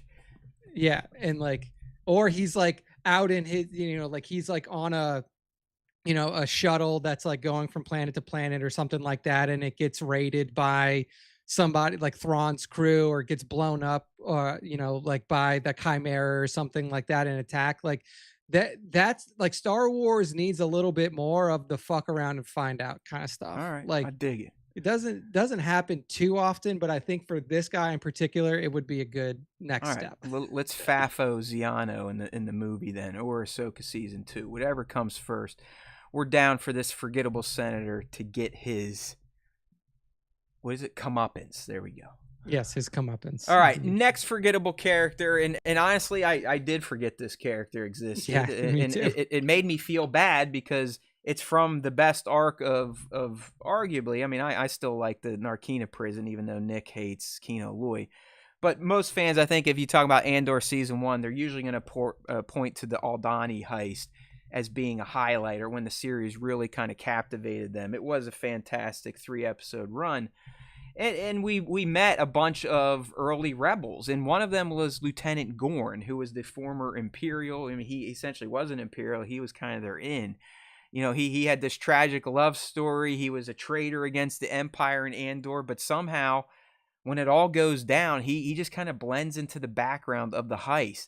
Even his death, I mean, like I said, I forgot he even existed. His death lacks emotional weight, and as teased, he kind of gets overshadowed by every other rebel in those episodes. I mean, obviously Nemec is a huge one because of his manifesto. The other guy that wanted to turn traitor, he stands out because of his move, and then obviously Vel and Cinta because of their relationship. But yeah, Gorn, and I'm someone that remembers a lot of dumb shit from Star Wars, but I did not remember this guy, so he is an apt candidate for this list. Yeah, dude, it's weird to me because this feels like a character that you would want to keep around as like a proof point of like, hey, like when you're speaking to the rebels, like if Gorn makes it back to a rebel base and eventually is on Yavin 4, like this is the guy you point to. You're like, this is what we're fighting for. Like this guy was a part of the Imperial superstructure and chose to go against it. Like he was a dissident. He was a traitor to the Empire and helped our cause to build the rebellion. And like, it's weird to me that like his fate, this is literally his Wikipedia last line in his bio. He was shot and killed during the raid when the rebel team was discovered by Corporal Kimsey. Like the doesn't end. even tell you who shot him. Like that's end. just it. Yeah, literally, boom, done. Like it feels like this character was well designed and then they got to a point where it was like, well, we got to kill people, so let's just kill this guy that we actually put work into. I don't know. It feels like there should have been a little bit more life to him, but ultimately, like, I guess what Andor does really well is like show you the cost of war, the cost of rebellion, the cost of that kind of thing. So like definitely a casualty of war. Yeah, that's what he was left to. It's just an unceremonious death, as most are. in Andor. I mean, a lot of unceremonious deaths in Andor for sure. I mean, think about our boy Serial. He's about to get his Bro. final revenge, then just gets straight popped in the dome. Not even Boom. expecting it. Side dome shot. All That's right, right. everyone. We are rounding third, about to head home in our list of the most forgettable characters from the Disney era Star Wars. We got one more to go. And unfortunately, it is Queen Reva, the third sister from the Kenobi series. And hear us out here. We're not, like the other sites that just are racist and didn't like her. But if you honestly think about this character, hell, I even own the hot toy of Reva. She had a huge role in Kenobi, but her motivations did shift wildly throughout, and her character never quite resonated the way I think the writers wanted her to. The performance was great. I mean, the actress was fantastic, but the writing didn't support it. So it kind of made the character of Reva feel more like a missed opportunity than a memorable Inquisitor. And again, the way she's left, she is a highly capable Force user that knows the inner workings of the Empire, and she's essentially disappears from that era of Star Wars. She, for all we know, or for what's been put out there, she was never involved in the rebellion. She never went to discuss anything else with Obi-Wan Kenobi. She just kind of fades off into the Tatooine desert. And therefore, the third sister, as great as the performance was, is a forgettable character. Yeah, it's hard with these type of characters because you can't really do. She got her ass beat by two farmers. Yep. Hey, but yeah, I mean, like what we were talking about with like Xiono and Peleon and Kane, like those characters can realistically come back and have a little bit of a better ending if the writers so choose to. Reva's just in a spot where it's like realistically, what can you do? Like you immediately roll off of where we last see her into the OT. You can't just implant. I mean, they've already done it through the comic books and stuff like that, but like you can't put her in the middle of the OT timeline as a former Inquisitor and now neutral Force user that just fucking hangs out. Like the only place where it really makes sense for that character to pop back up again is like in the sequel timeline. And then like what do you like, how does she get involved? Like if she has stayed completely disconnected from the galaxy through all of the OT, like why would she come back for the sequel trilogy in any way? It's tough because I did like the character, but I just don't know what else you can do with her. Yeah, the way she ended up, I mean, they would almost just been better letting her stick to her rage versus kind of having a change of heart, because we still have, from the time she's debuted, about what, 8-10 years to go until the Battle of Yavin and stuff like that. Yeah, I think the kids were like 9 years old or something like that. So yeah, it's like if they ever do a Kenobi season 2, I know I saw some people were like, "Oh, is this gonna happen?" If it's not on Reddit leaks, it's mostly horseshit. So I don't even know how she would fit in a second season of Kenobi, because that would definitely raise more questions about what Obi-Wan was up to. Like if you're hanging out with another like traditionally trained fucking Force user. I mean, she was a kid when Order 66 happened. She was at the goddamn temple. And you guys just hung out and nothing comes of it to better the galaxy or your mission. It makes no narrative sense. So, sorry, Reva. You are closing out our list of the most forgettable Star Wars characters from the Disney era of Star Wars.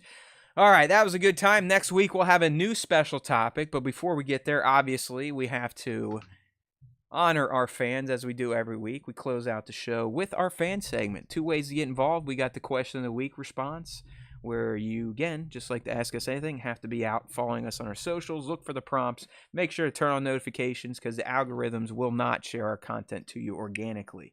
So you actually have to manually get involved with us. We're one of the only content creators where the algorithm gives us zero help. But anyways, that's where we put the question. It's always going to be themed around what we are discussing that particular live stream. So naturally, Nick, we asked the fans, who do they find forgettable from the Disney era of Star Wars? Nice. All right. Kicking off the responses. We got Phil. Phil says Maz Kanata. This was a good I one. know I she think he's got some yeah. good reason here. Yeah, I know she appears in all 3 films, but they do so little with her. When we meet her in TFA, it feels like we should care more about her or have more of a history with her, but we don't. After that, she doesn't do much, so it's hard to latch on to the character for me. Yeah. Yeah, Maz was one that I was kind of interested in for sure, and Well, just never really got anything. it's another one like Knights of Ren. The handoff, just she dies. I mean, remember how she's used in TLJ? It's literally It's like a hologram of her in a battle. Yeah. Yes, for like a minute, and that's it. And listen, Phil's 100% correct. Like Maz was teed up. She teed up a major mystery that still has not really been paid off on. How did she come in possession of the Skywalker family lightsaber? She told Han, that's a story for another time. Guess what? Yep. Never got the story. Okay. Han's dead, and you never got to tell that story to anybody. You are forgettable. Good call there, Wild. Phil. All right. Next up, Mando Pirate says Janna, one of the most useless characters. And then League follows up, says, right, I forgot about her. Also, that creepy interaction with Lando. I mean, that's the hard part about introducing new characters into a final film, right? Like when you introduce brand new characters into a final film and there's secondary, tertiary characters, like how much time do you really have to build on them? And she's sort of like that. There was a thread kind of where I think League is hinting at where she was supposed to be potentially Lando's long lost child. Yeah, exactly. And like, could that be followed up on? Probably not now. Like Billy is so old, struggling. So it's likely not going to happen that we're going to get any more payoff there. Mando Mugshot says DJ was the worst, most pointless character in all of Star Wars. Like a lot of famous actors who were just shoehorned in just to say that they were in Star Wars. Richard E. Grant, Pink Hair Lady. No, that's Laura Dern. She was Holdo had a pretty big role in that movie. The old guy at the beginning of TFA, Phasma, to name a few pointless characters with absolutely no backstory or development. Then again, even the main cast of Poe and Rey had no real arc. At least Finn had a bit of development, but then by TLJ, we just had no idea what to do with him. They spent the whole movie shouting Rey in the background. Beating the shit out of TLJ at this point. He took the opportunity to list the character and then go, you know what? I'm going to air some grievances about this film. He says, I hate that damn movie. I really can't bring myself to watch it again. Sorry, ran over. So I mean, the only one on that one that I'll disagree with is Holdo, because Holdo played a pretty prominent role in TLJ, but obviously Mando Mugshots, it's not going to rewatch it. Which, hey, everybody has their own favorite films, and ones they watch and ones they don't. But yeah, he's not wrong though. I mean, Richard Grant played that Admiral Pyre or whatever. He's like some Sith acolyte. Again, he was fleshed out in comic books after the movie, but in the movie, it's just like, okay, why does this guy have such a boner for Kylo and the Sith? And then you kind of that is one thing that the OT did a really good job of doing, is keeping the cast limited. Like there were not a lot of secondary, tertiary characters. Like the most famous one was Mothma. Like Mothma was the most famous non-main character in that whole. You could say like Admiral Piet, maybe on the Empire side. Like some of those like throwaway ones where it's clearly like you're just Vader's ragdoll at some point. But they were used right. Like General Veers was used right. It's like, hey, this is General Veers. He drives AT-ATs and he's a badass. Okay, good. That's all you need to know. You don't need to like get anything deep like they're trying to do here. All right, next up. From League. All right, next is League. DJ again in TLJ. So people hating on DJ. What was the point of his character? Honestly, we don't know.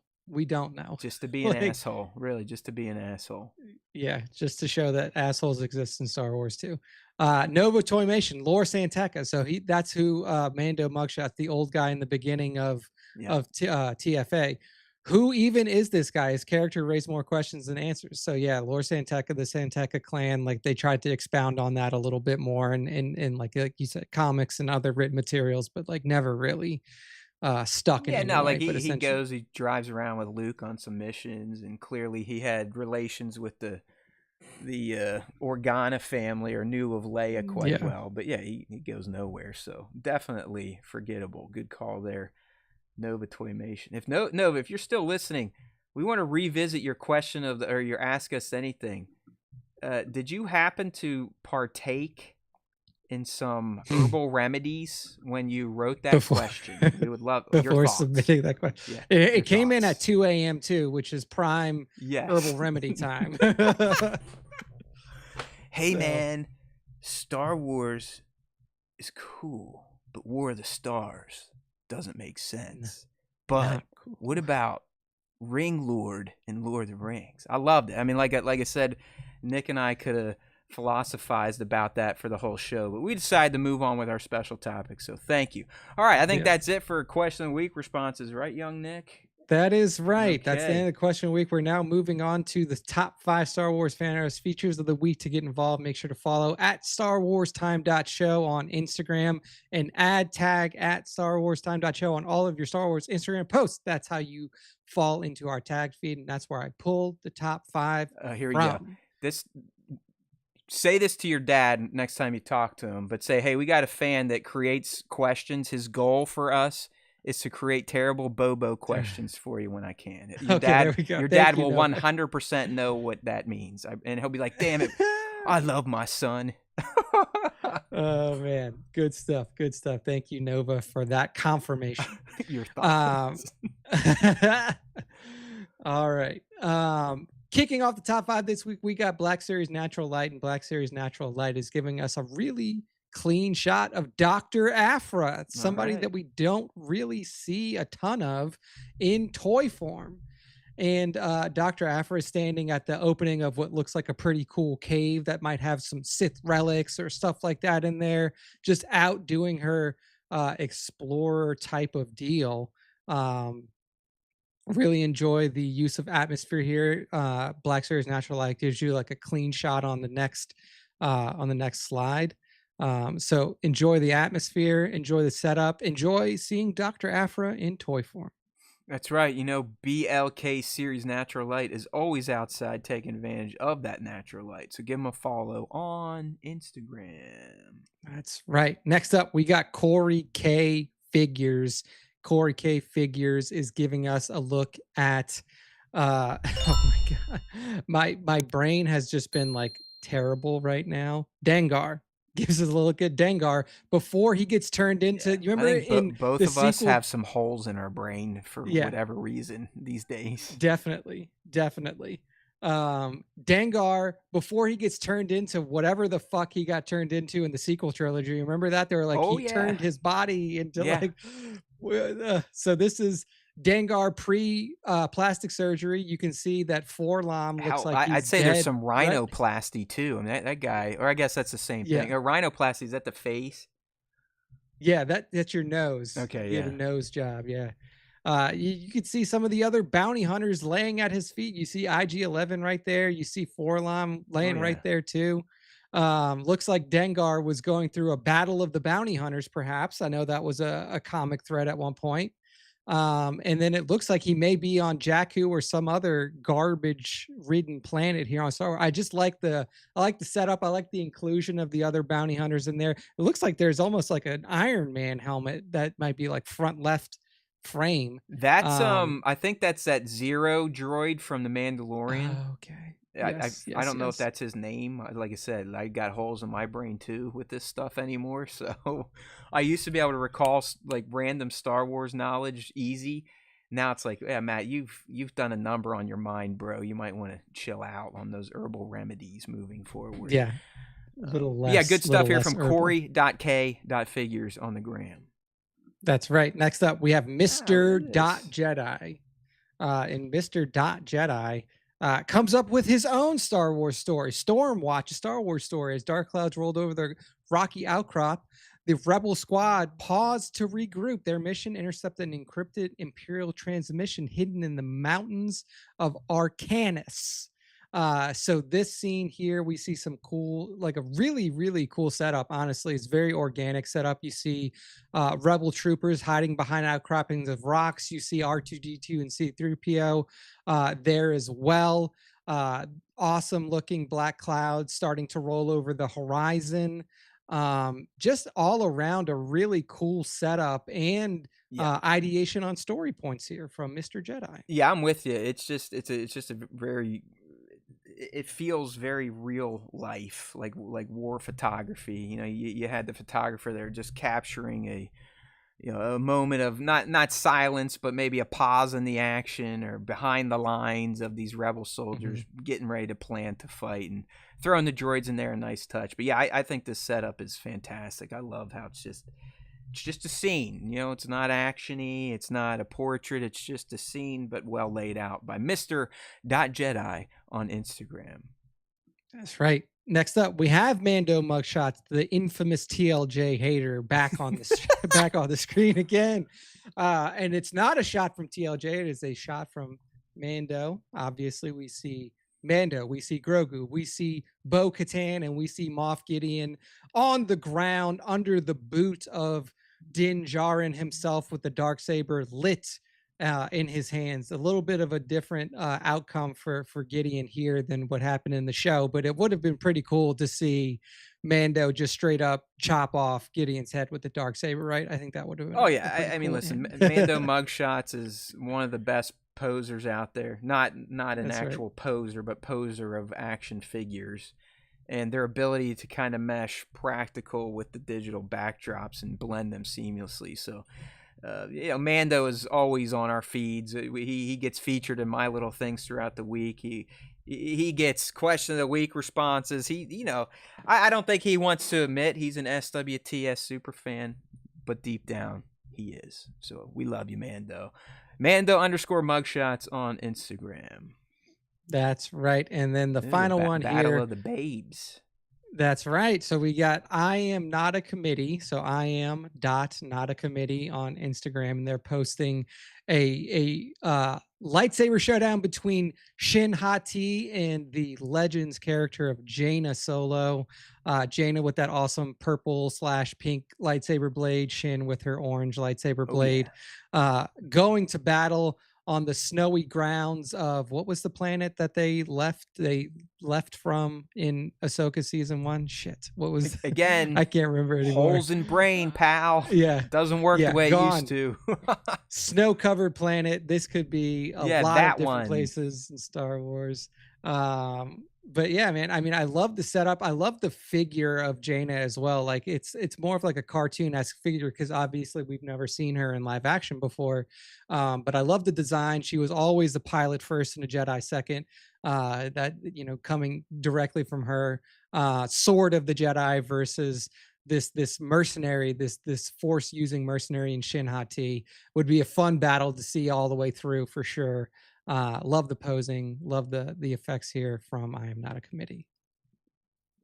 Hey, Red Six down. What planet are you on? We're not even talking about Din and Cassian. Okay, so Din and Cassian are memorable. Learn how to process what you're either hearing or seeing, and come back in another day. Yeah, they did not make our forgettable character list. Din and Cassian are all right. Yeah, Din and Cassian are main characters. You are correct. Maybe they're watching the Fox News version of the Star Wars Time Show. I don't know. All right. Misinformation. There you go. I am not a committee on Instagram. Give them a follow on Instagram. And Nick, let's wrap this biatch That's up. Right. That's the end of the top 5, and that's the end of our show for this week. So Matt, close us out. That's right. Thank you, young Nick, and we appreciate all yins. There you go. Break out some Pittsburgh for you. All yins that were with us for this 2-hour and 10-minute long episode of the Star Wars Time Show. If you joined late, our main segment this week was the most forgettable characters, 15 of them. There probably should have been more from the Disney era of Star Wars. Part 1 we did last week. It's now on the channel. You can check that one out. We went through 18 characters that are forgettable from the pre-Disney era Star Wars. All right, my friends, there's always time for Star Wars time, as we like to say. So tell a friend. Let's try to get a few more new subs in here. That would always be great. That makes us feel awesome. We've been on the verge of 3,000 for like 2 months now, and we just can't get that faucet turned back on. So tell a friend, tell an enemy. It doesn't matter. There's always time for Star Wars time. If you are new and you're listening, take the 2 seconds to at least subscribe. I promise you we're not going to send you anything that's going to make you throw up or get ill or want you to stab your eyes out. You know what I mean? It's just a sub. If you want to take your fandom to the next level, we would love you to consider joining our membership program through YouTube. As low as $1.99, and you get some neat little things next to your name, like you can see with League and Nova and who else we got in here that is on the membership? Based and Brazen. Yeah, Based and Brazen. See, look at that. You want those gold Vaders? You got to join the club. So think about it. There's always time for Star Wars time, as we like to say around these parts. And if you listen or watch the Star Wars Time Show, the Force will be with you always.